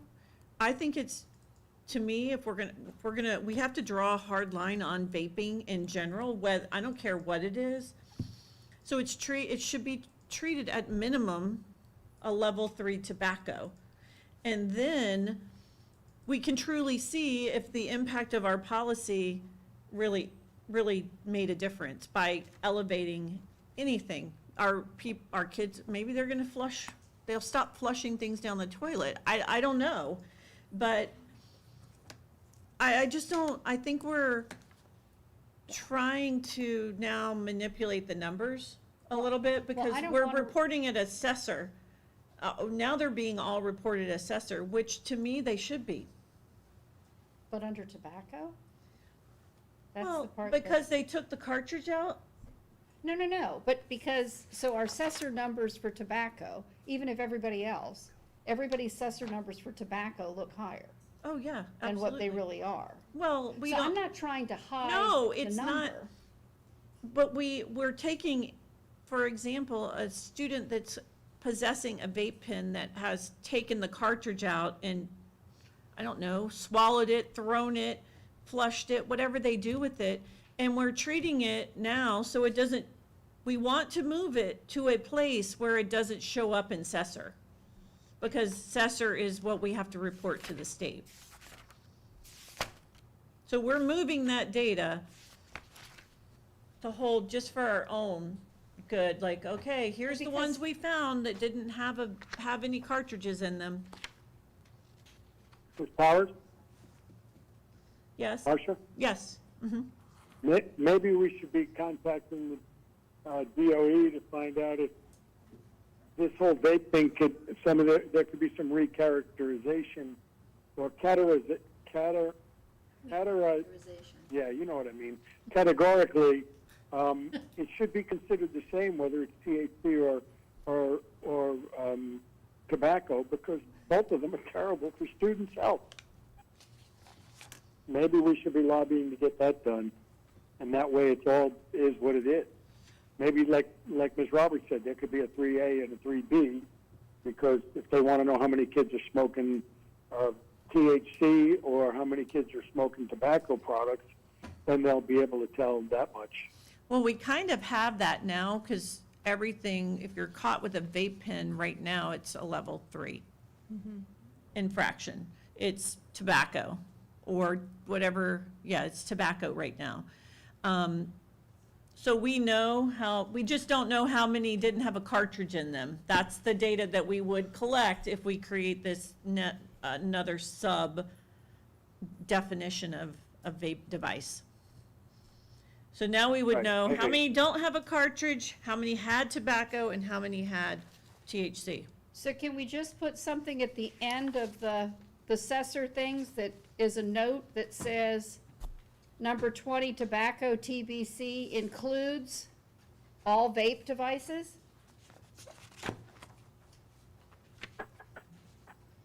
If that's the pleasure of the board. Does that make sense? So then we're number 20 including- is a level 4, if I'm looking at it correctly. Is tobacco a level 4, Teresa? No, ma'am, it's a level 3. Level 3. On page 24, or is that the page you're on? How about marijuana or THC? Why does Is it that a say- level It 3 or says 4? level 4. Why does it say number 20, tobacco, TBC, level 4? So Cessor from FLDOE has their own levels, Oh, 1 okay. through 4, and they're reverse of our levels. So 1 for us is minor, 1 for them is the most significant. So level 4 for them is the most minor of the infractions of Cessor. So that means Cessor level 4. So you can add something after 21 that says, because I think we need to make it very clear that we don't expect on our campuses anyone to have any vaping device on our campus. And if you have a vaping device on our campus, you're gonna be booked under number 20 for tobacco. It's gonna be included in there. With a cartridge, without a cartridge, with THC, with nicotine, with Kate Spade perfume, with whatever it is, it's all gonna show up in 20. An asterisk to the tobacco definition, and then a note at the bottom that would just say to include vape devices. And I think you need to go a little bit further than that. I think even when you say to include vape devices, I think you need to put a statement in there that says, it is the expectation of the Martin County School District that students do not have vaping devices at schools. With cartridges, without cartridges, in their pocket, in their backpack, anywhere, we don't expect them to be there. And that if you do, this is what it's going to go to. It's going to go under number 20, and you just committed a level 3 violation. Instead of That'll just do it, an Lynn. asterisk that says, including vaping, because I think it has to be very clear, because I think it's something that is new, it's something that we haven't done before, and rather than have it just like we're dipping our toe in, I think it needs to be a statement of, no, it's not happening. We're not gonna tolerate it. Yeah. But what I will do, Mrs. Roberts, just to make it clearer, I will put the note of this includes vape devices right after the tobacco incidents cannot be drug related. I will add to include, this definition includes vape devices. I will add an asterisk, and then I will add the note that it is the expectation at the bottom, just so that it's clear and delineates the expectation of the Martin County School District. And obviously, I'll go back to listen to the recording to make sure that I craft a very good note. Or at the bottom. Or that it is vape devices are prohibited on our campuses or wherever, everywhere. On our campuses and on our property, yeah. Because quite honestly, we're gonna have to address this in our employee policies as well, that the expectation is that you're not, the same as we have non-smoking campuses, that there's no vaping either. So And we- I think that's in our policy now, yeah.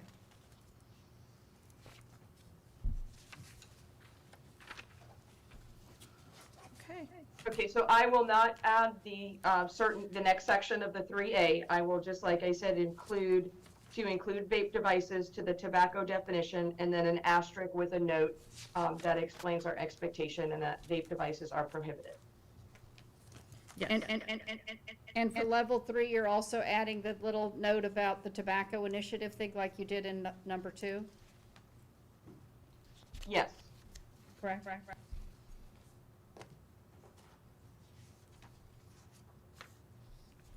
Next change is on page 28, and I did lose one of my screens here, so I apologize if my screen share went down.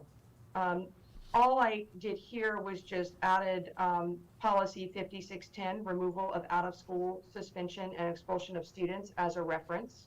It is one of our policies. It was not here before, so I just included it for parents to have as a reference. Page 37, the change here. This is procedures for appealing school disciplinary consequences, including suspension, alternative placement to a traditional and non-traditional school for less than 18 weeks. What you will see is on the 4th step, which is where previously a parent that was requesting an appeal would contact student services, and I would hear the appeal. We are moving to a committee. So now, instead of one person hearing an appeal, it will actually be a diverse committee that will include someone from instruction and curriculum. It will include our MTSS program specialist. It could possibly include someone from our ESE department. It could possibly include someone from across our district. So from our campus, from actual school campus, our parents. So it'd be more like a problem solving, our mental health folks, when necessary, our director of safety and security. so that we are all hearing the appeal and making the best decision that's appropriate for the child. So I'd just kind of like to get some more information about the process of that before we say yay or nay. How are these, how are they selected? Is it a standing committee? Does it change? Who appoints them? Just kind of the expertise based on the situation. So I'd kind of like to understand more about that. Mrs. Powers, I can certainly provide that to you. It would be a standing committee, and it would be a standing committee that would have on their calendar each week time blocked off for parent appeals. And the only difference from the committee would be obviously the school base. So if it was, Stewart Middle, then Stewart Middle would have a representative on that team. But it would be someone from Student Services. It would be our MTSS.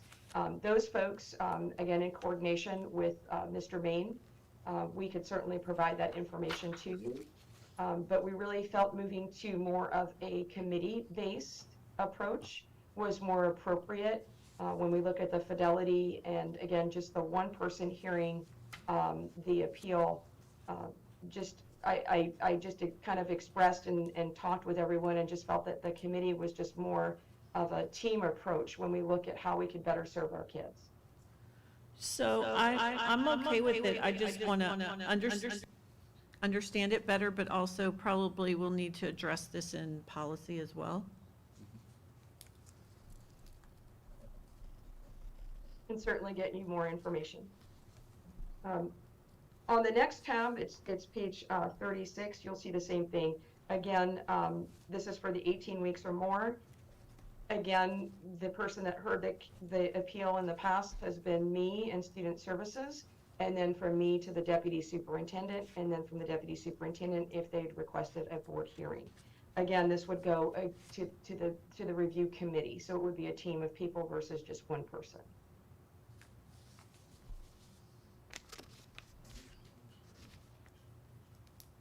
The next tab is page 45 through page 48, and that's our technology section. And this section was updated, like I said earlier, by Mr. Adrian and Mrs. Lubino from Digital Learning. And I know that there is some policy that will be forthcoming to match some of this language. But you will see on page 46, again, where it talks about the student use of wireless communication devices, we basically just noted the House bill language and made those changes to match appropriately. So I have a question about that. Page 46, down at the bottom. When we talk about student use of wireless communication devices, we quote 3 policies, 7542, 7540.04, and 7540.03. I didn't see the language that falls after that in those policies. Is that language from the policies?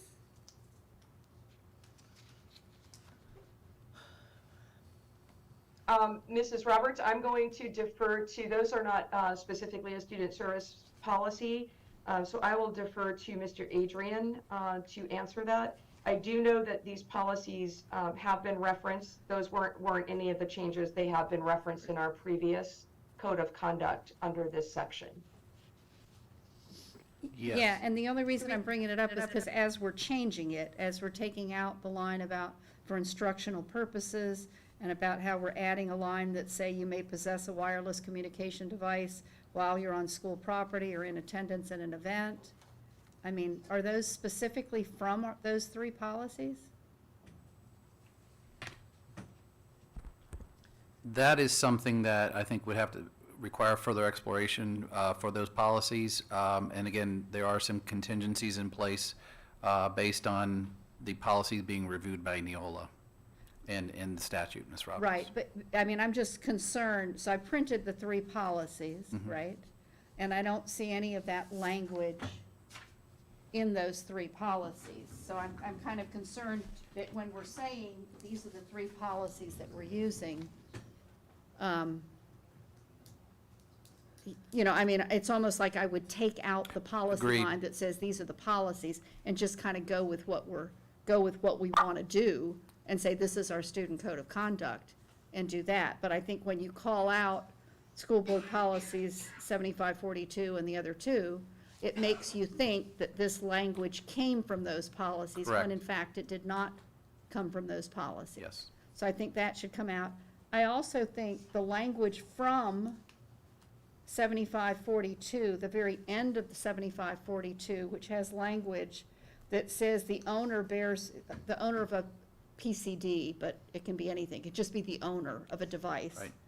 Bears all responsibility and assumes all risk for loss, damage, or misuse of property while it's on school board property. Provision applies without limitation to students, employees, contractors, vendors, agents, invitees, visitors, and trespassers. I think it may help, especially the first part of that line, as we're talking about devices. I would think that it would help to say, you know, if you want to send little Johnny to school with a smartwatch and a cell phone, you know, please be advised that you're bearing the responsibility for little Johnny bringing those things, and it's not all on us. I mean, I kind of think it bears repeating there. I don't know what you guys think, but. Isn't that the case now? If a kid brings his phone to It is. It's school our- and it's damaged, it's on him? It is our policy, but I'm just saying that as we're saying where you can possess it, where you can use it, et cetera, in our code of conduct, I don't think it hurts to say in there, you bear the liability for your phone while you have it on our property. Just so that it's clear that we're not assuming any liability for it, So, or not. I talked to Ms. Ialucci about, you know, we were talking about cell phones and cell phone policies and how we can, you know, limit what's happening in schools, within our schools. And one of the things that she mentioned to me was our liability when we start to like even confiscate phones. Like they've had situations where the claims that a phone had been damaged while it was in our possession and they had to be replaced by us. So I don't know what we can add to protect ourselves, because if they're confiscating a phone in a situation, maybe a bullying situation or something like that that's happening in the school, or some sort of illegal activity happening with their phone, and then they claim, and it has a cracked screen, and then they claim that we cracked it. So how do we protect ourselves from that while enforcing the rules, but also protecting everyone else in a situation where, you know, not good things are happening? So I don't Well, know I if mean, that's a legal question or, But I mean, I think it's just to start out by saying, hey, we don't have any responsibility for you sent it with Johnny to school. Don't send it. If you're worried about it being lost, damaged, or misused, then don't send it. And then I think it's kind of, I think we should consult our attorney about, you know, I agree. language about and I think that's. liability. And I think that's gonna come probably when we get the new Neola policies to also address, because I think that's gonna be a statewide issue as to what happens when they're getting confiscated, et cetera. I was just suggesting that there, on that page, we add a sentence. Yeah, I'm Could we fine with that. consider a waiver? That, you know, there's a bunch of things that they sign at the beginning of the year. So I had Yeah. that later in my, yeah. Oh, in my okay. thing. On the same page. Yeah, I think that's a good. Okay. So we'll consult probably Mr. Harmon about about that policy, and if there's, because he worked so closely with Neola, about what language we can add, and if a waiver is something that we could do when they're signing off on all the other permissions and Right. stuff so- they have to do. So when you jump to to that at the back end, right? On page 106, where they're signing off on different things. I mean, I think it bears, besides signing off on the electronic progress report, the photo media release, the yearbook pictures, the high school student only, I think it bears to have something there that says, in accordance with our policy, you send a device to school with your kid, and you're acknowledging that it's at your risk. That it's, I mean, I think that's on page 106. I'm adding a note.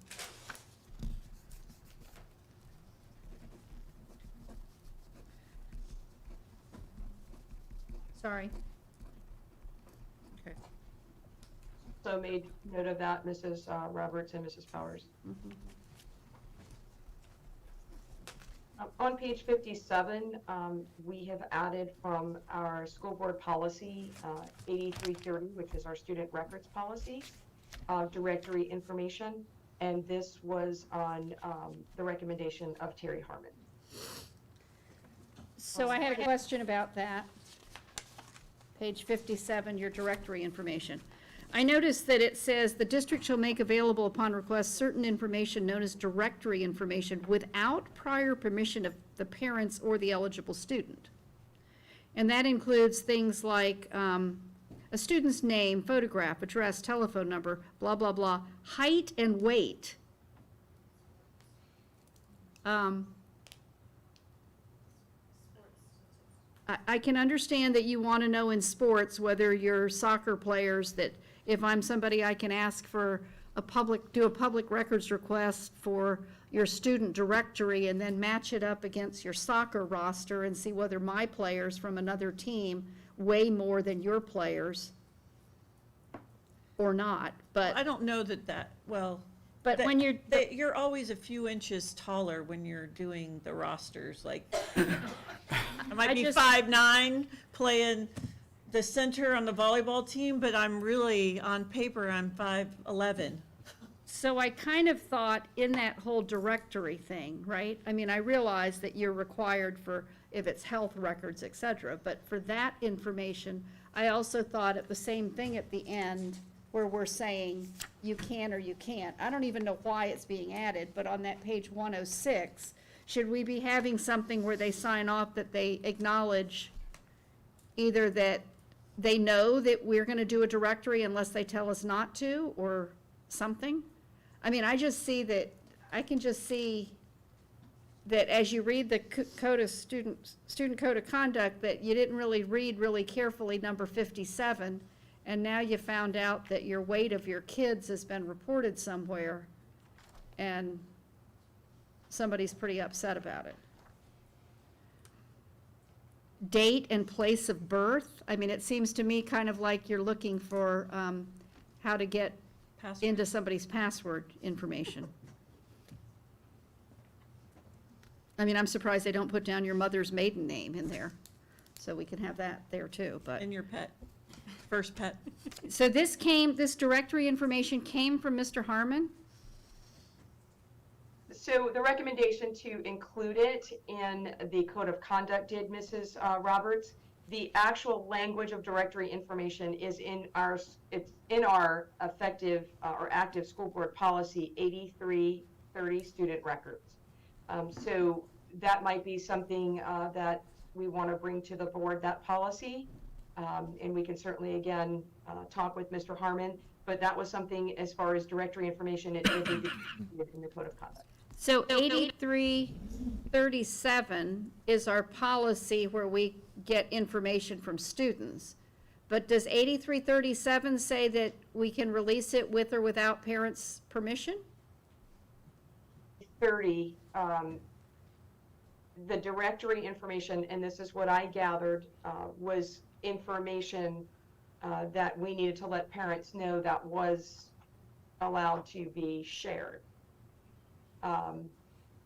Again, I can talk more with Mr. Harmon and get you an update on that, but this was his request at an in-service that he did for us, I want to say the month of May or April.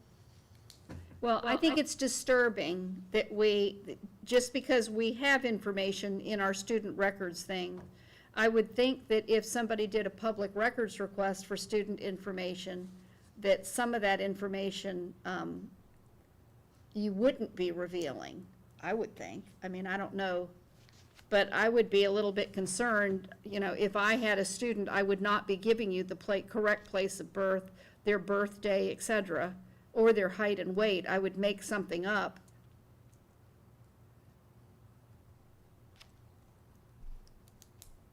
Again, I will follow up with Mr. Harmon for you and provide a more in-depth statement. Yeah, we need some more clarification on that, and then we'll probably need to take a look at these policies as Yeah. well. Okay. All right, page 59. This is just an appendix that lists our school board policies that would be relevant, and I just simply updated any titles that had been changed or anything like that. So these are just updates. Nothing's changed as far as content. Tab number 78, I just replaced with this with the legislative form, and also on the top, when it's on the electronic version, you'll be able to click it and it'll take you, it's a link that will take you directly to the statute. On tab number 82, similar, this has always been in here, the authority of a teacher, which is Florida Statute 1003.32. But this is only a section of the statute relating to the steps of removal of a student. So if we click on the link, it'll take you to the entire statute. On page 90, this again is just replacing, this is the moment of silence that was in its House bill form. It's now in the legislative form. So that's the only replacement there. And then tab 95 is House Bill 379, the technology. I had a couple other things, Marcia. And that concludes any and all changes thus far. Did you have something? Yeah. Ms. Yeah. Roberts? So I had a couple other things. And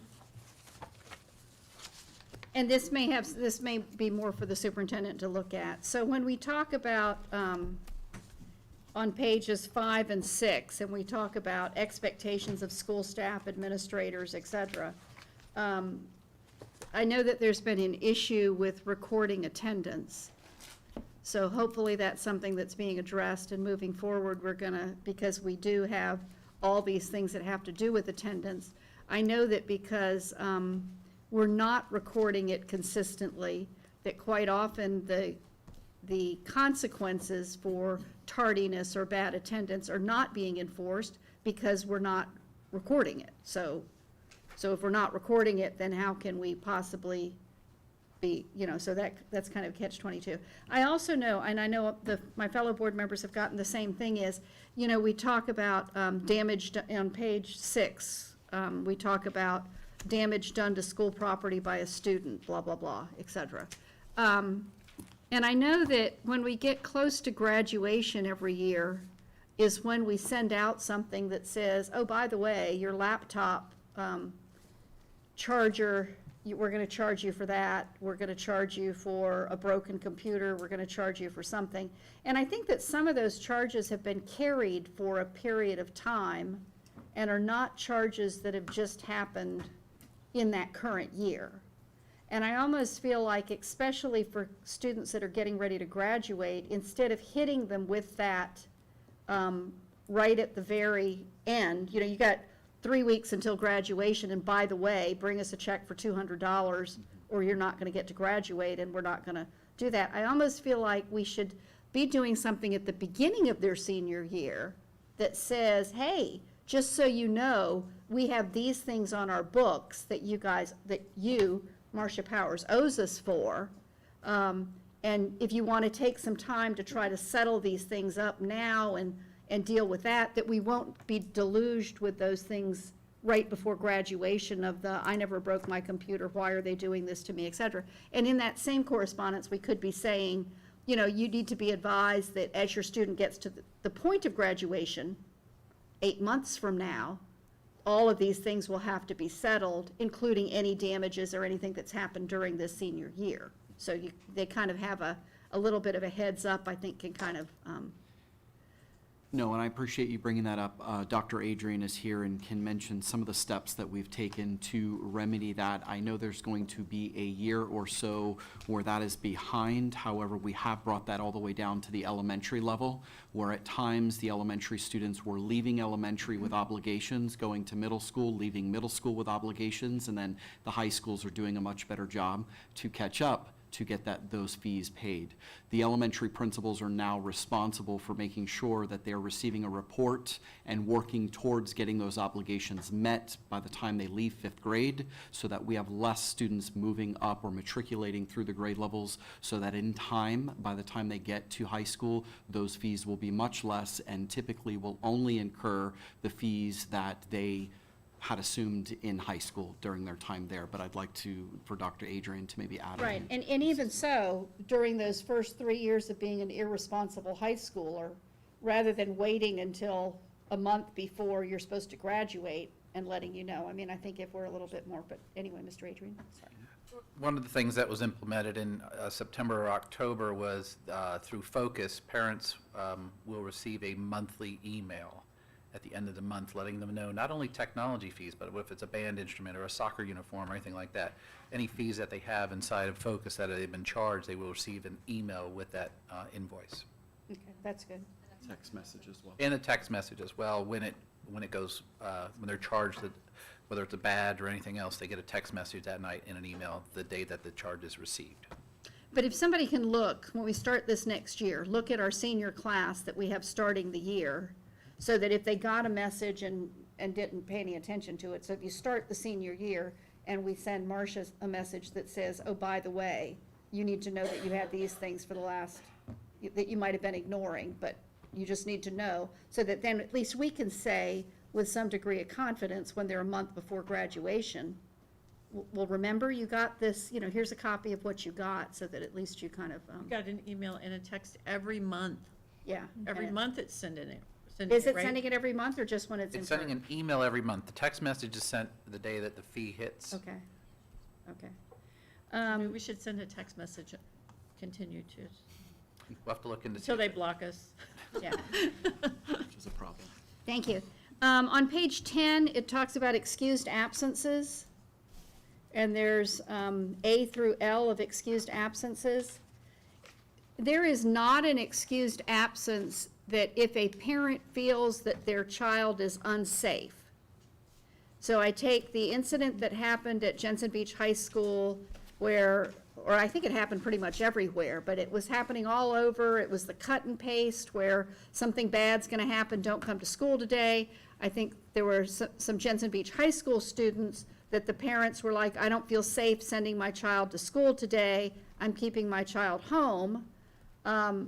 There is no, and I'm just bringing this up for the board, there is no excused absence for that case. Of course, the parent can always say, oh, my child has a personal illness, and if they're out for more than 5 days, I've got to give you medical evidence. But I don't know whether we have any interest in saying that if a parent feels that they need to keep a child home for security and safety reasons, even though we're saying it's safe to come to school, et cetera, do we want to address that, or do you want to just leave it the way it is?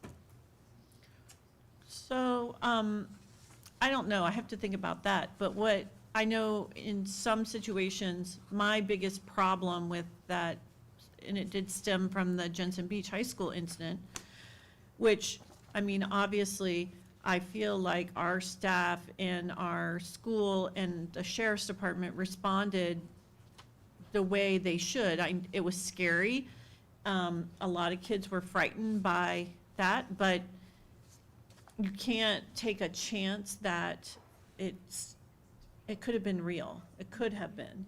And I just felt like they responded. But one of the things that happened out of that was, like, I got a call from a parent whose daughter has anxiety really bad and was very scared, very nervous, and she wanted to go home.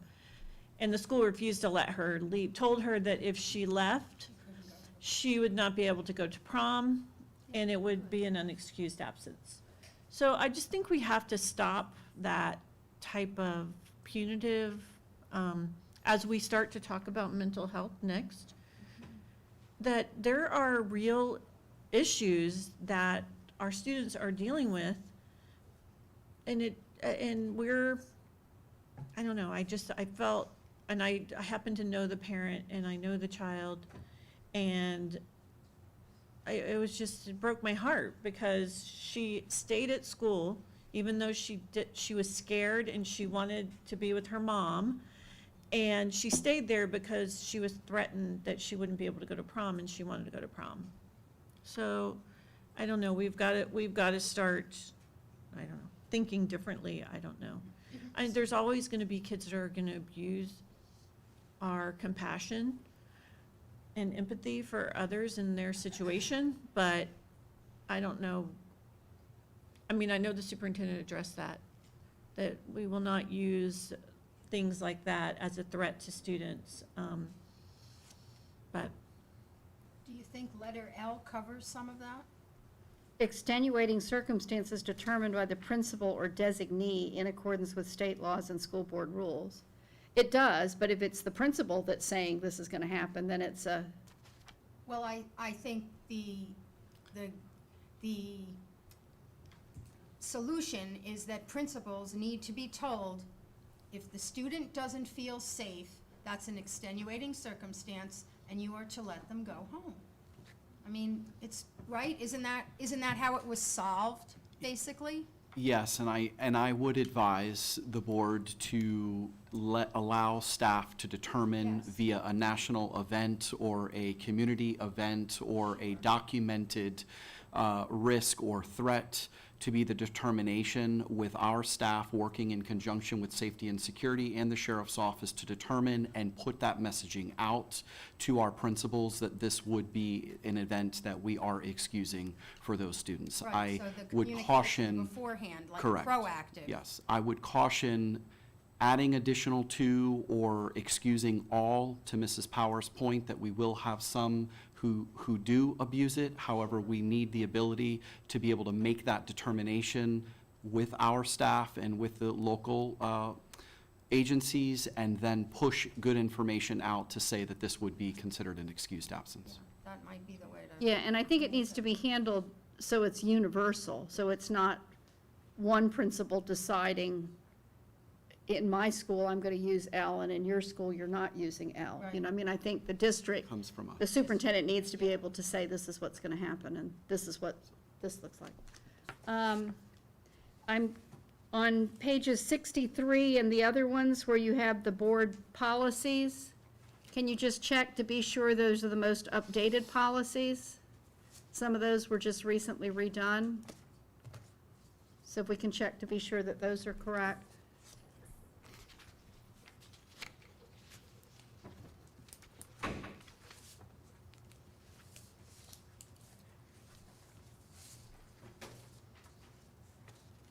And then the last one I had was, you know, we had, I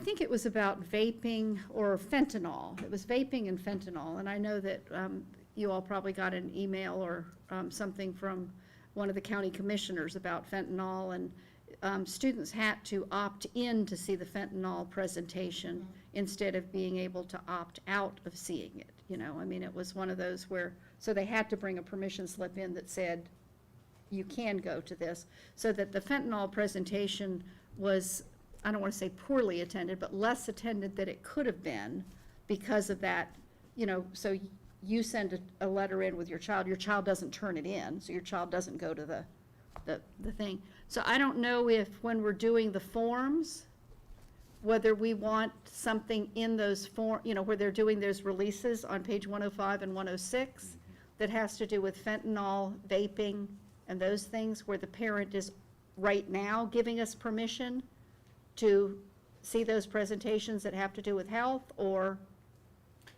I would like to go a step further and bring back to the board a list of items or programs that staff believes we should operate under an opt-out model versus an opt-in. There are certain circumstances where an opt-out would significantly increase the number of participation in those programs that we believe or deem, and with the board's approval, beneficial for those students to see. So if you would, if it is okay with the board, I would like to bring back an exhaustive list of those programs and those that we could say are opt-in and an opt-out. Then staff would know exactly what we can and cannot do, and that list can be published to parents ahead of time. Will they be signing off on those Correct. list of Yes, things absolutely. at the beginning of the year? Yes.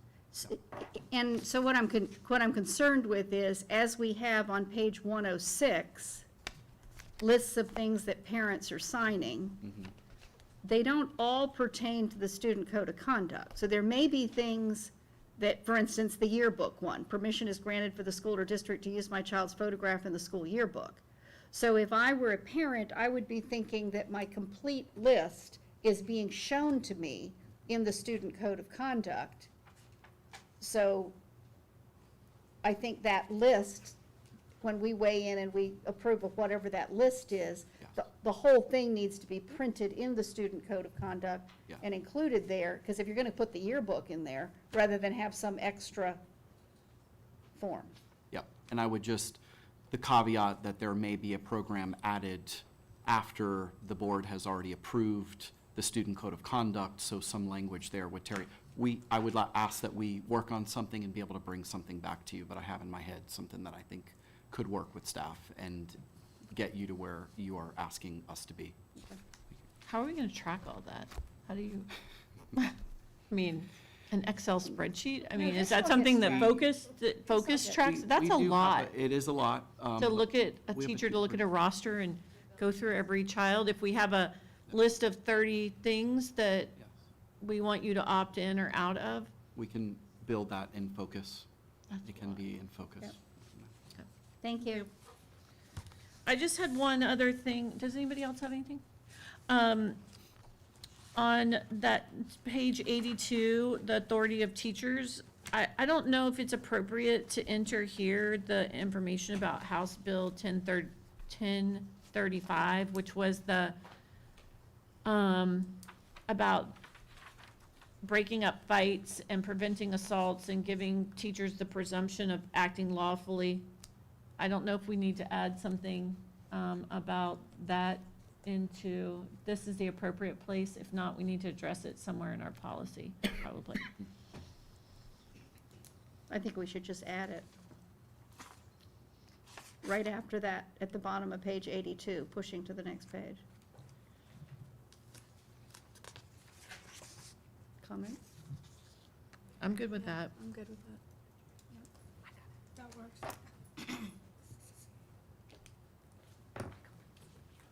Got that, Ms. Ialucci? I got it too. Okay, Yes, ma'am, I made a note. Thank you. thank you.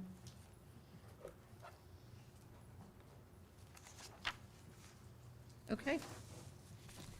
All right, if there are no more questions, we are going to move on to the Comprehensive Mental Wellness Plan and PowerPoint presentation by Kate McCormick.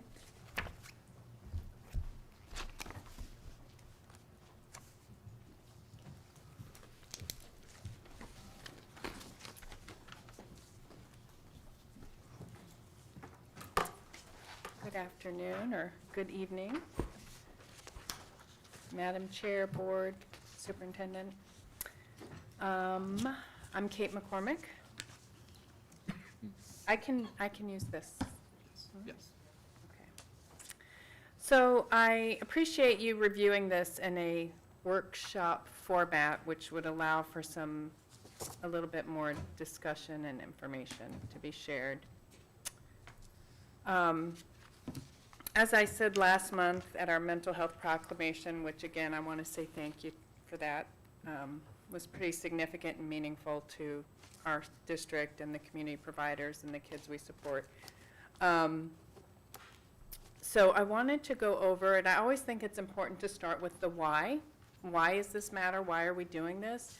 And we really kind of look at it in relationship to Maslow's hierarchy of needs. So mental health impacts what we think, how we feel, how we behave, how we interact with others, and as we heard earlier, how our brain is able to receive and process information. So if we have a young person who has all their needs met on that physical baseline, they're fed, they're clothed, they have what they need there, and then we can go up a tier to safety and security, and that's not just at home, that's in school too. Do we have a safe, inclusive, comprehensive campus for students to come to? And if so, do they feel a sense of belongingness? So as we elevate in meeting these basic needs for young people, their ability to function and think and learn also elevates. What we also know is a significant amount of the population, so my research was specifically in working and looking at the impact of adversity, resilience, and academic achievement in youth. That's where I spent a lot of years looking. And so we know that whether it be a disrupted family, whether it be a traumatic incident, whether it be a family member with a mental health disorder, all of this impacts our kids and how they're able to learn and function and how their brain processes information. So if that trauma is starting young and it's going on throughout their lives, we're talking about developmental trauma. That doesn't just mean the child's been abused. That means that they are living within a system where maybe some of those basic needs are not being met and their brain is now developing differently. So the why is that we want kids to be able to come to school and learn. That is our purpose for existing. To do that, we have to be able to support some of these basic needs. And that doesn't mean that we take on 100% the role, but it does mean that we have to be aware of this. We have to take this into consideration, whether we're dealing with a suspension, whether we're dealing with a threat assessment, if we're dealing with attendance, some of those behavioral indicators or academics, that type of thing. So some of the statistics that has come out, in 2021, we were warned that there was a mental health crisis coming for our youth.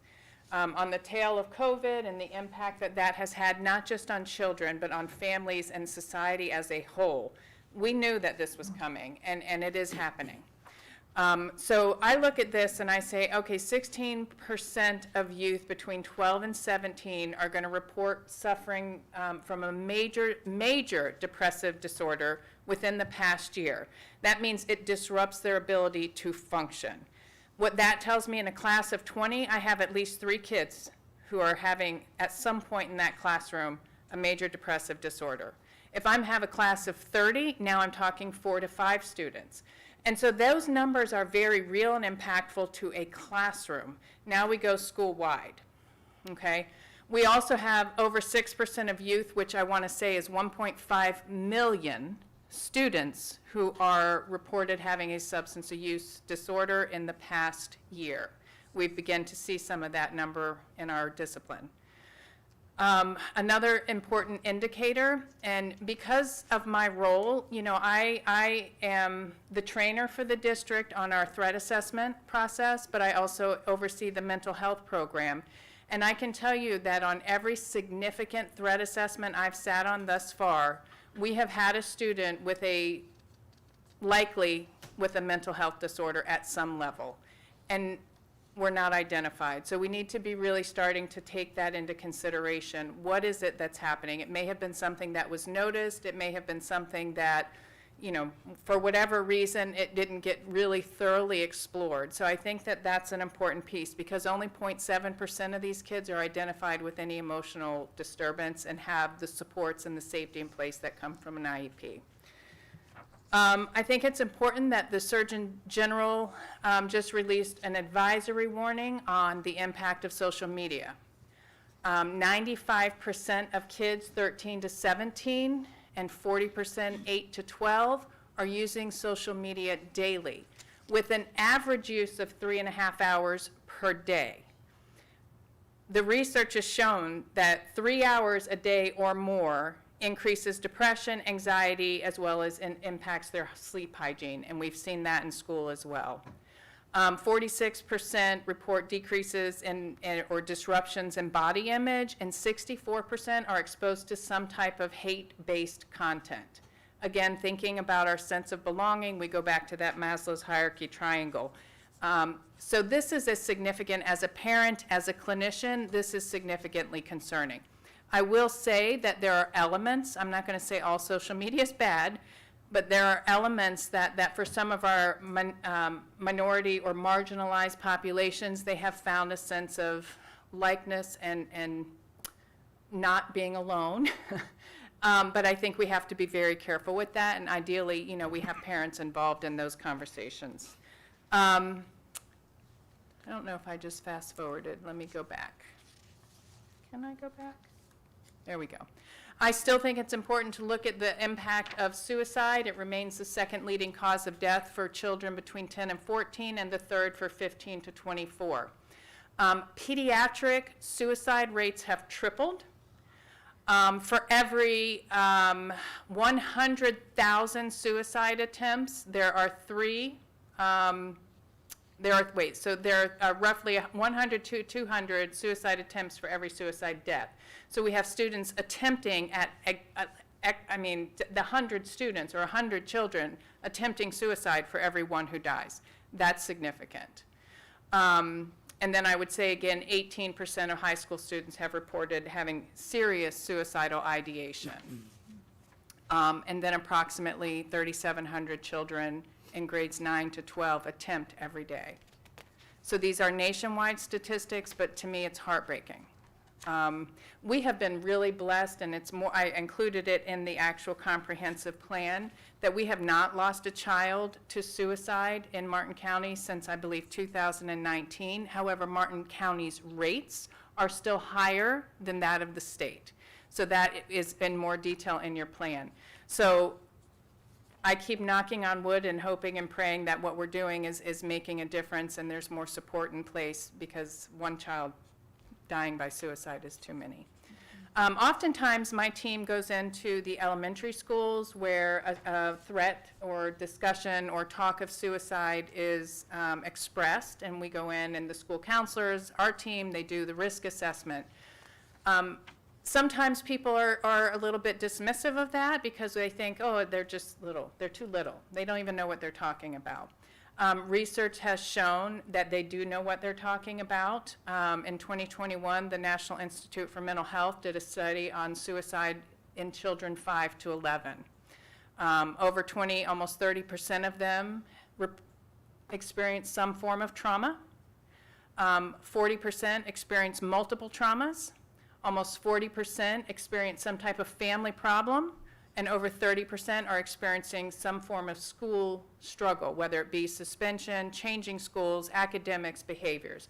So those are our warning signs and that we have to be aware of. 79, almost 80% of kids who died by suicide made a suicidal statement in the past. So just because they're little, we cannot minimize or dismiss that. So I think it's important to keep that. Again, any child dying by suicide is unacceptable in my mind. So now we're going to talk about the problem with access to service, because there is a critical shortage in terms of access to mental health services. So almost 60% of students who have had a major depressive disorder did not receive any significant mental health treatment. Nationwide, there is a 350 need to every one mental health provider. In Florida, that number is 550 in need to one provider. That's a mental health provider. Our current community partners are all hiring, and most of them cannot get their hands on a licensed clinician. They might have one or two in the agency. So what they're hiring are master's level individuals who are going through the licensure process. So to become licensed as a mental health clinician in the state of Florida, not only do you have your master's degree, you spend 2 years working under supervision, working with individuals under the supervision of a qualified supervisor. We have been fortunate enough this year to have 8 licensed clinicians. In 2021, Martin County had a total of 227 to our almost 60,000 population, a population of almost 67,000 or 60,000. So I'm losing 2 of those licensed clinicians this year. They're being replaced by master's level. One of them is being replaced, I'll talk more about that, with a master's level clinician who's also then receiving supervision from myself or one of my licensed team members. So there really is a struggle with getting some of these kids the services and the supports that they need. The school has been really nice to have those supports at, because parents are able to make sure their kids can be seen. But if we do not have the clinicians, and a lot of our agencies are lacking clinicians, some of the elements or processes I'm working on and you're going to see is that currently our clinicians, master's level or licensed, have been providing all services at one school. Say, so I have somebody at Martin County High School, and she does everything from get the referral, to do the risk assessment, to do the contacting parent, to getting consents, to making referrals to agencies, to trying to follow up on those referrals while everything else is blowing up, and then trying to provide some individual support as needed. One of the shifts I would like to make in our model is to incorporate a position of a case manager, which is a bachelor level position, so it's more economically feasible than having your licensed clinicians trying to track down consents, referrals, follow-up, that type of thing. So I'd like to be able to build that into my program and then start using my clinicians more as clinicians and to respond to those crises as they come. I've really tried to get creative with how we can get these needs met. Another piece that I've been working on is really beginning to partner with some of our private practice licensed clinicians who we do not pay. They can come in, they do a contract with us, they do their background checks so that they're able to come into the school, and they can begin to see some of their students or our kids in the school. So we have an issue because we only have 2 agencies that accept a majority of the private insurances like Blue Cross Blue Shield. My guess is most of us in here have some type of Blue Cross Blue Shield. And so Tykes and Teens has been the only person up until this year. I got a partnership with ClearPath, but again, they don't have clinicians to serve every school, so then now we can't bill. So I would like to be able to start partnering with some of these, and you're going to begin to see some of these contracts coming through where they can bill directly, but yet they're willing to come to the school to see the kids. So please know, we're really trying, but this is a real concern for us, is access to care. Can I go on, or any questions so far? Sorry, I'll keep going. All righty. I shared just some of our statistics. I didn't realize I included this. So in 2021, the all-age range rate of suicide was 15%, and in Martin County it was 25%. Again, we've been very blessed not to have anybody since 2019.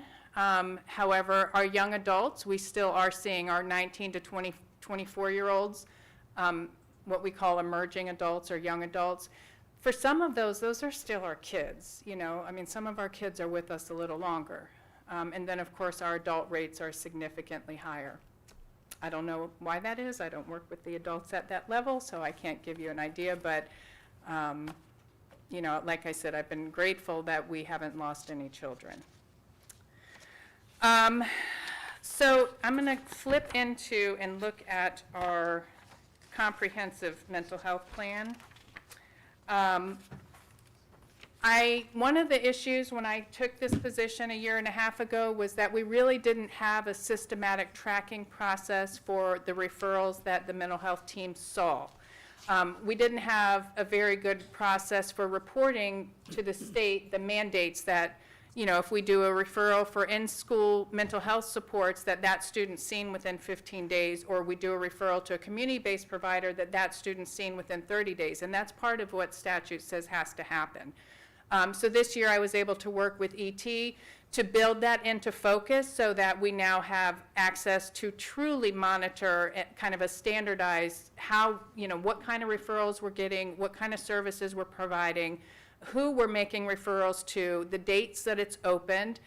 Because it's the end of the year, I couldn't give you those numbers because our providers are still getting back to me on some of those. So I send them a list. I can pull up from Focus an Excel spreadsheet, how many kids we sent to Tykes and Teens. I send them those students. I say, please give me a status update. Some of them have been open, some are closed. I get the date that the referral was made, the date that the referral was open, so I can ensure that we are in compliance with what the statutes are saying that we need to be. So this year we did equate about, or, you know, we had about the same level of referrals as last year. So we had, I think it was 804 last year. We had 800 or 1,807 this year. So 1,804 last year, 1,807 this year. Some of the things that have jumped out at me as I've looked at this data, and it really aligns with the trends that we're seeing. We have conducted a total of 389 risk assessments this year.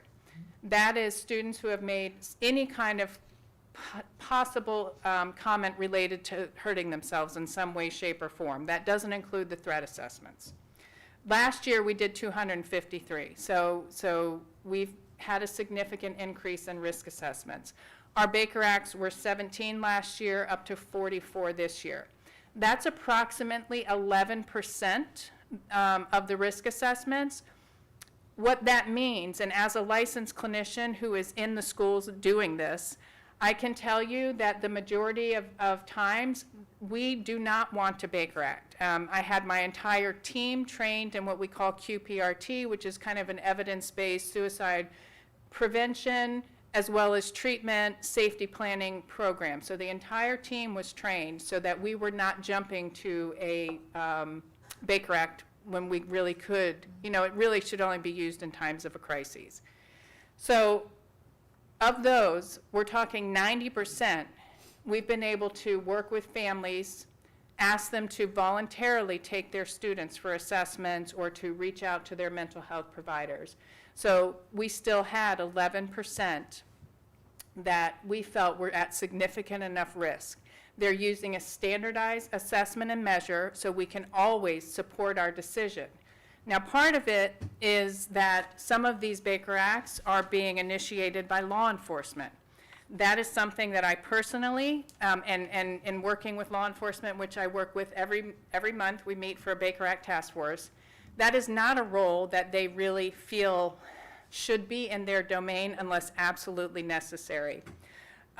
In one of our bills, and I include some of the bills in the handout, in Bill, I think it's 899, House Bill 899 of mental health, it talks about the fact that, I'm sorry, it's under School Safety 590, that requires schools to contact a healthcare practitioner capable of initiating a Baker Act, and I'm sorry, it's on page 12 if you're following me, in person or via telehealth prior to a Baker Act being initiated. So I have 6 licensed clinicians now. And I would like to see us moving more towards utilizing, if I'm not at that school, but I have a registered intern or I have a school counselor who has done a risk assessment and they're concerned that this could result in a Baker Act, that they actually contact myself or one of my licensed clinicians to do a video virtual assessment so that we as licensed clinicians can make that determination and make sure that those Baker Acts are occurring appropriately. So, and it looks much different, a law enforcement Baker Act versus a mental health Baker Act. And again, this is only in times of absolute need and crises, and I can't tell you how many times I've talked to parents and I've said, listen, your child right now meets criteria for a Baker Act. Will you come get them and take them for an assessment? Yes, great. We sit with them, we sign, we give the parent that, and we follow up and we make sure that that has happened. So there are some additional elements that I think that I'm trying to work on to really look at. Going back to the referrals, we have over 500 students now on a safety plan in a school setting, which means that if you have a student who has had a history of mental health struggles, they can access, if need be, a safe person. We identify what that looks like. It's a very standardized process. We check in with them at least quarterly. We ensure that those mental health supports are in place. Some of these students, they've had a crisis. We monitor them for the year. They're doing great. We talk to the parents. We close it out. Some of them, that continues over the course of their high school career. You're your friend with the anxiety. You know, that at times can be so overwhelming. That might be somebody who we would say, okay, they would benefit. If they're getting overwhelmed, they're getting distressed, maybe they need to have a break and go sit with their safe person until they can come back and then re-engage. So that would be an example of how some of those students might be, supported through a safety plan. We did have 200 referrals to outside school providers, 299 to school-based providers. As of the writing of this, I had 156 of those that had not been opened yet. So again, this is where I can now pull data, send it to the agencies, ask them the status update, and find out how many actually are not opened. And we did do 110 threat assessments as well. That doesn't surprise me because, you know, I don't think that there was a really good understanding of what that looked like and how to do that. So this year, that was one of my goals, was to make sure that every school had a fully trained, and this wasn't just an online training. We came together, we practiced what it looks like to conduct a threat assessment. We did case scenarios. And so every school has a trained threat assessment team, which includes a mental health provider, an administrator, and law enforcement. So the SROs were trained, administrator, whoever the designated administrator was, our school counselors. We even, later in the year, were able to begin to start training our ESE staff and maybe some support staff who might be more familiar with those kids, and making sure that they're being looked at as a whole child. The only change legislatively this year that I feel like has significantly or will make a difference to us is going to be on the public safety, the House Bill 543, I believe. That covers a lot of stuff, but it also includes some pieces on school. And one of the elements is that we are using our own Florida, a standardized Florida threat assessment. Hopefully, I'll be trained in that next week when I go to Orlando to the school safety conference, so then I can come back and train our teams. But one of the key elements to this is that there has to be at least one member on that threat assessment team who is personally familiar with the student. That's an important piece because everybody is different, everybody's circumstance is different, and we can look at somebody on a piece of paper or on a video and not really have the full understanding of what has been happening or is happening with that student. So I think that was an important element to include in the threat assessment process. On page 15 on are some of the programs, and you're going to see most of these have not changed. I was very, very, very, very thrilled to hear Mr. Main talk about the opt-out versus opt-in. Several of our partner agencies who provide these prevention programs, like the alcohol literacy challenge, I believe that's through, is that through New Horizons? Tykes and Teens, I'm sorry. Our Boys and Girls Club mentoring programs, data, which offers, prevention programs. All of their numbers, prevention-wise, have gone down. So that has been a lack of face-to-face guidance and also information regarding prevention. So I think that we've had a lack of services that are available for free that we're not using because there's been a barrier to accessing it. So, but you'll see most of these programs are at some level prevention. We have our character counts. I included in here our cognitive behavioral therapy. I had all of my team trained in that. We also did a decision points, which would be a tier 2 training.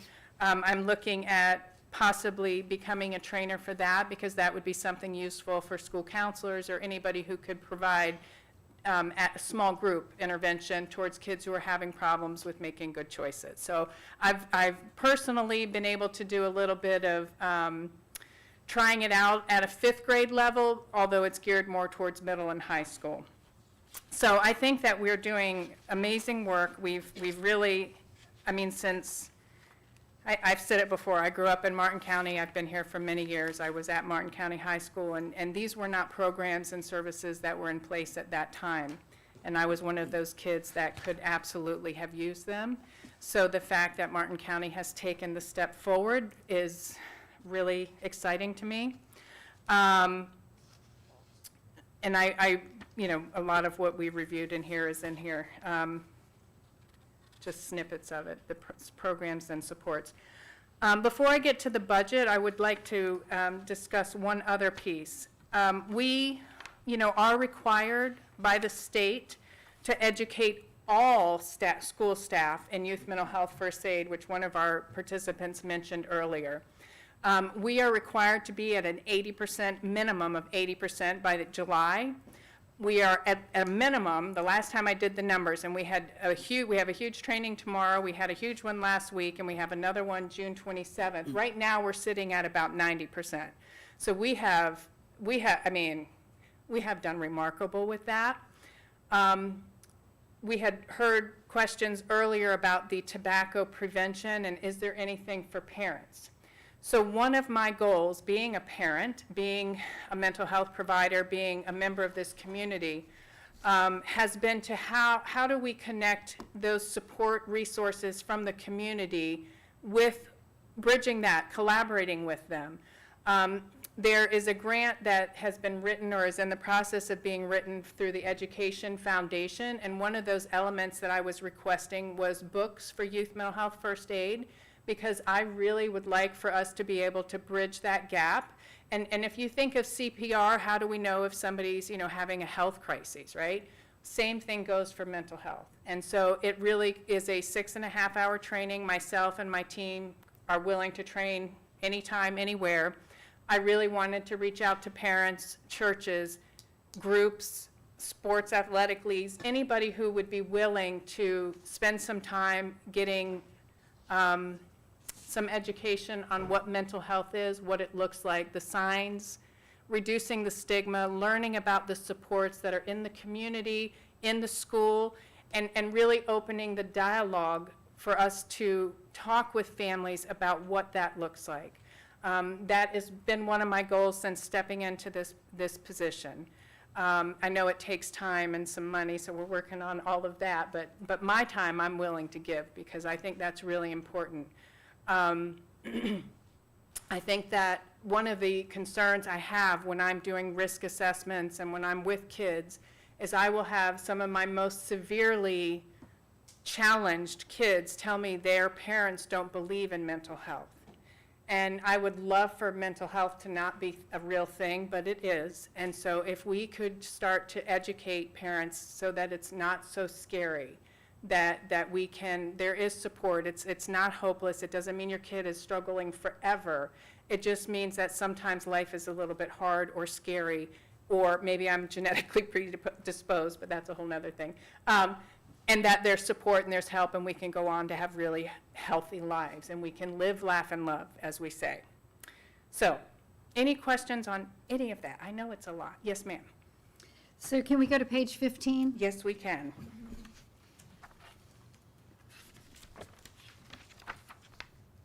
Okay. So the AVID number that you have, last year it was district funded at 112. Do we know if 112 is the number for? I do not, and I can find out. That was my understanding. So this is a program that's been on the mental health plan prior to my arrival, and I understood was more of a board initiative. So I can find out more. I know that schools are still sending people. You get new staff, that some are still being sent, so I can ask for a more accurate Yes, total. so if we can update that number, Sure. that would help. Page 16. The same thing with the behavior team, the IDEA money, the CEIS money. Yep, I have asked for that. I'm waiting for that information as well. Okay. The Boys and Girls Club, AmeriCorps, it's the 700,000 is the same number? I think that is a blanket, over a period of time. That's kind of their year, for a certain number of years, but I can find out how many years that's covering. Okay, so that can be fixed. You added this time, character and resiliency education. You noticed, no. Yes, I did. Yes, we did. And there's no cost to that, is that correct? So right now, what that looks like is because the state of Florida has taken a shift to focus on character development and education and resiliency, the state actually offers some resiliency activities and standards that are free. So if a school counselor or if a mental health, school social service worker would like to utilize those, and it could be in small group, it could be providing support in a classroom, it could even be on an individual level, there is no cost to that. That is been kind of developed by, I believe it's USF and the DOE. Okay. Character counts. Last year it said United Way and other community partners. This year it says Boys and Girls Club. So they have taken on as the lead entity, I believe.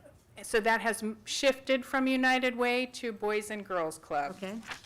And the Pump City Chamber are supporting that as well. I'm The sorry? Pump City Chamber is supporting that as well. Okay, I can add Just that. want to make sure they get credit too. Yeah, you probably should. Thank add you to any and all. Page 17, Okay. you did document at the top that the cognitive behavior therapy is the cost from last year. Correct. And that actually, there may still be some expense, as like I said, I've lost 2 staff this year. I have 1 that I've brought in, and I will probably want to get her trained in it as well, because when you provide mental health supports as a school-based employee in a school setting, it's going to look very different than if we were providing services in an outside agency. So we do try to keep the support and the services related to how it's impacting them in school. So cognitive behavior it's a typically going to be a short-term, very focused intervention that has shown to be extremely effective in dealing with things like depression and anxiety. So I would like any of my staff trained specifically in that. Okay. At the bottom of that page, you have I lead. I heard today that went away. Okay. The next page, on page 18, the leader in me, last year had a cost. It was a funding source to school site, and there was a cost. I see we're down to 1 elementary school. Right, and that school site is taking on that cost. So do we- So it was, last year, I think we were waiting for board approval, and I'm not involved with that program specifically, so my understanding is maybe that didn't pass for those 2 sites. I think we were looking at middle and high school, but 1 school site did decide to adopt it and take on the costs associated. So can you check and see if it's still the 35? How much it is, you mean? 35,867, and put that in the, Okay, life skills, the Botvin. Botvin, that number's correct. And that's another one that was struggling, being able to, So that's the same every year then?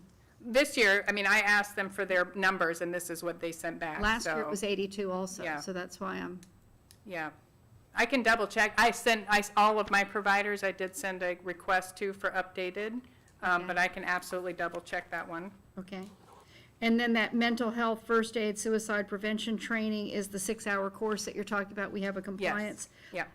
Can you note somewhere on here as you get to the final thing, what our participation is? So just so you know, the mental health application, I'm going to have to give exact numbers. I included a copy of last year's because this year's isn't up yet. It's not open, but it will have exact numbers. Right, so we have 2 different documents, Right. right? So we're looking at the document that So you'd stays. like it included? Yeah, because Okay. this document is useful to show that we know we get that money. That other document is, we get an allocation from the state, and that's what we use it for. Okay.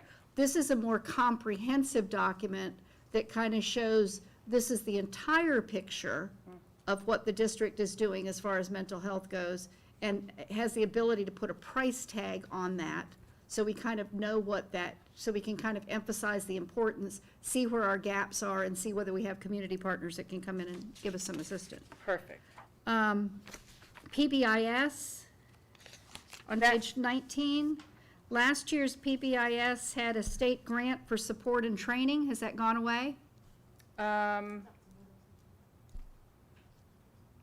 Who? Dr. Mudo stepped out. Oh, Dr. Mudo, she would know the answer to that. Okay, And well, she if you did can- review that with me, so she, If you can check that and see, is 'cause there, last is there year, still a grant, you mean? last year it had 3 different pieces for funding source. It had us paying for the additional training, individual schools paying for programming, and it had a state grant for support and training. Don't have any grant funds available, or how is this happening? No. No more? That's Okay, no no, more? we don't. Okay, thanks. Now it's all us. Page 20.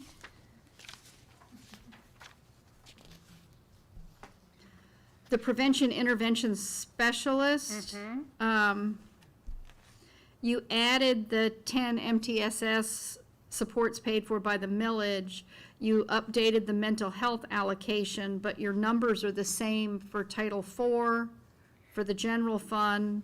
So they're paying, so I can look at specific numbers for the salaries, because I believe that title pays for 1 and a percentage of a salary, so I can find out. Just because there's just 4 numbers on there that are Yeah. the exact same as last year, and they probably aren't really the exact same as Yeah. last year. Yes, I can look at that for sure. Project Success, right underneath that, shows 720 from Southeast Florida Behavioral Health Network. Yeah. I don't know if that's the same or if that's, I reached out to Project Success as far as their numbers. Again, I don't know if that's a standing grant, but they're the ones that provide the data counselors and the data, so I can double check that with them for Okay. sure. and then on the next page, 21, if you can check with REACH. I did speak to Reach. Okay, so They that's the said that's same the as same. last year. The Sandy Hook Promise, last year, the Sandy Hook Promise also included SOS, Signs of Suicide Prevention Program. Yes, That's so gone. since I have been here, that is not being done anywhere. So I took that out because that's a program I'm familiar with and have used. And I don't know that, it includes a video, that's a very in-depth process, and I have not seen us doing it, so I took it out. Okay.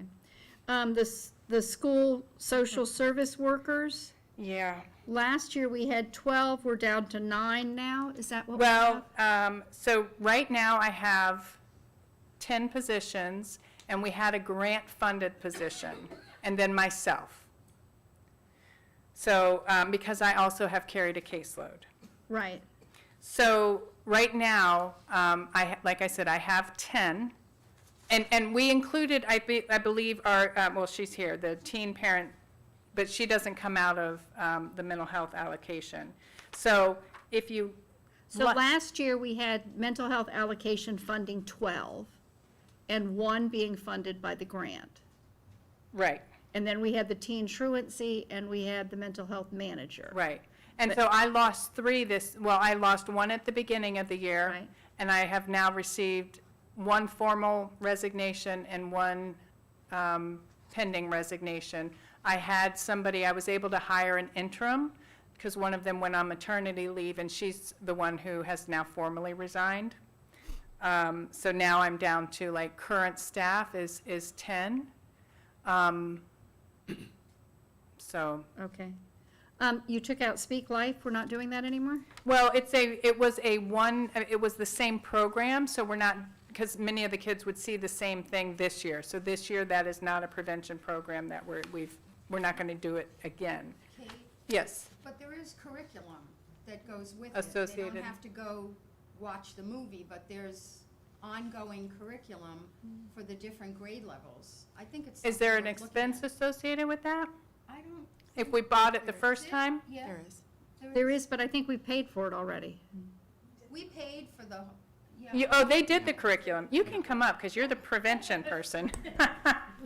We did do the curriculum this year. Yep, there's the 5 lessons within it, and they completed all of them. It's the same lessons at every grade level, and they completed them all this Oh, year. I thought they were different curriculum for different grade levels. No, it's. No, same for every grade level. Yes, yes. So so we would be doing it how often then? Doing, Speak Life. we did it. It So was- that's it, we're done, we're never gonna do it again, is that? Well, if they have, I think that's something as a board you would have to decide. That was a board initiative that came to us.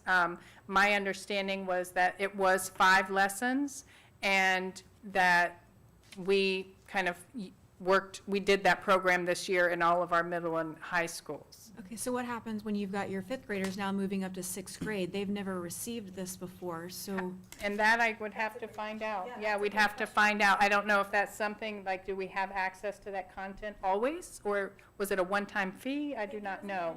contract, but certainly something worth exploring. Well, we can, keep it going, because I would hate for this to die off. Yeah. and- Yeah. So can you add Speak Life back in here then? Sure. And Dr. Muto is going to set up an appointment for them to meet with us again and find out what our next steps are. Okay, great. So we'd be looking at 6th grade, looking at it for 6th grade? Yeah, and I Transitioning think you can in? also pick up anybody who hasn't seen it before, who hasn't, I think we have the ability to say, you're a new student, you're, Right. Yeah. 'Cause, I mean, we have the film, we have the link, so we could show it at any point. I wasn't sure if it was an annual. It's an annual. Yeah, I think, Okay. I believe it's an annual link and expired, ours expired, Okay. because we had a certain. But I mean, if time we're getting before. that link with our sixth graders, we have access to that link. Oh, yeah. So if, which would allow us to show it to any new students that come in and haven't seen it. Yeah. Yeah, and we loved partnering with them, so we'd be happy to reach out and to continue that link prevention program. Great. Okay. Let's see. And that's all I had, thank you. You're welcome. Okay, so the last and least exciting piece of this. So we did receive approximately almost $100,000 more this year. I don't know if you can see this very well. We had $174,000 that rolled forward with us. The new recommended allocation was $1 million, $1,064,000. Our proposed budget giving us $1.2 million to fund 10 social workers, our 35% of one of our prevention intervention specialists, myself, and a case manager. And then returning or setting aside the funds that are going to our charters, those who did not opt in with us. We do have Clark Learning Center and Indiantown High School that have opted in this year with us, but of course Hope has continued to opt out, as well as Treasure Coast Classical. Our expenses are $1,133,000. So that leaves us a rollover of approximately $106,000, which means that we are not self-sustaining. We are not going to, we're not going to be able to continue at the rate that we're continuing, which means that we will likely, instead of expanding our program as is indicated by statute with the allocation, that we will be reducing that program. So I think that for a district who hasn't always had a mental health program, we might need to and want to start looking at possibly, other funding sources associated with it. Like I said, I have looked at partnering with other agencies that aren't costing us anything so that they can bill directly. I have, explored the possibility of my salary or somebody else's salary coming out of a different pot, if you will. But I do know that we're not going to be able to maintain at the level that we are. That's just the reality. So when you're saying 10, then you probably should change. And that's probably going to go down. Yeah. Yeah, but if you're reporting to the state the 10, you probably should fix it in our piece. So it's not 9 plus 1, it would be the 10 plus 1. Yeah, and one of those is now the grant-funded position, so I have to look at how I'm going to be able to. I think I still have access to that position for one more year, but, so we'll have to kind of look at those numbers once I am clear on whether that's a position I can fund or not. So yes, these are estimates based on what I have today right now. It is not the numbers in black and white that will be reported to the Department of Education on, I believe, September 30th, I think is my. Yeah. So those will be coming out, and I will make sure that they match, because obviously it's the same content in that sense. So once the application opens up and I understand what my funding, where my funding is coming from and what my funding is, then I will make sure this reflects it. And again, I have the case manager up there, which is pending, so, it's still pending. Are there any other questions from the board? Okay. So I'm assuming this budget and the superintendent's recommendation on how we're going to address this shortfall will be coming to us. Perfect. All right. All right, thank you. Thank you, and thank you for allowing me to continue to serve our kids, because that's what really matters to me. Thank you, Kate. Thank you. Thank you. Thank you, Kate.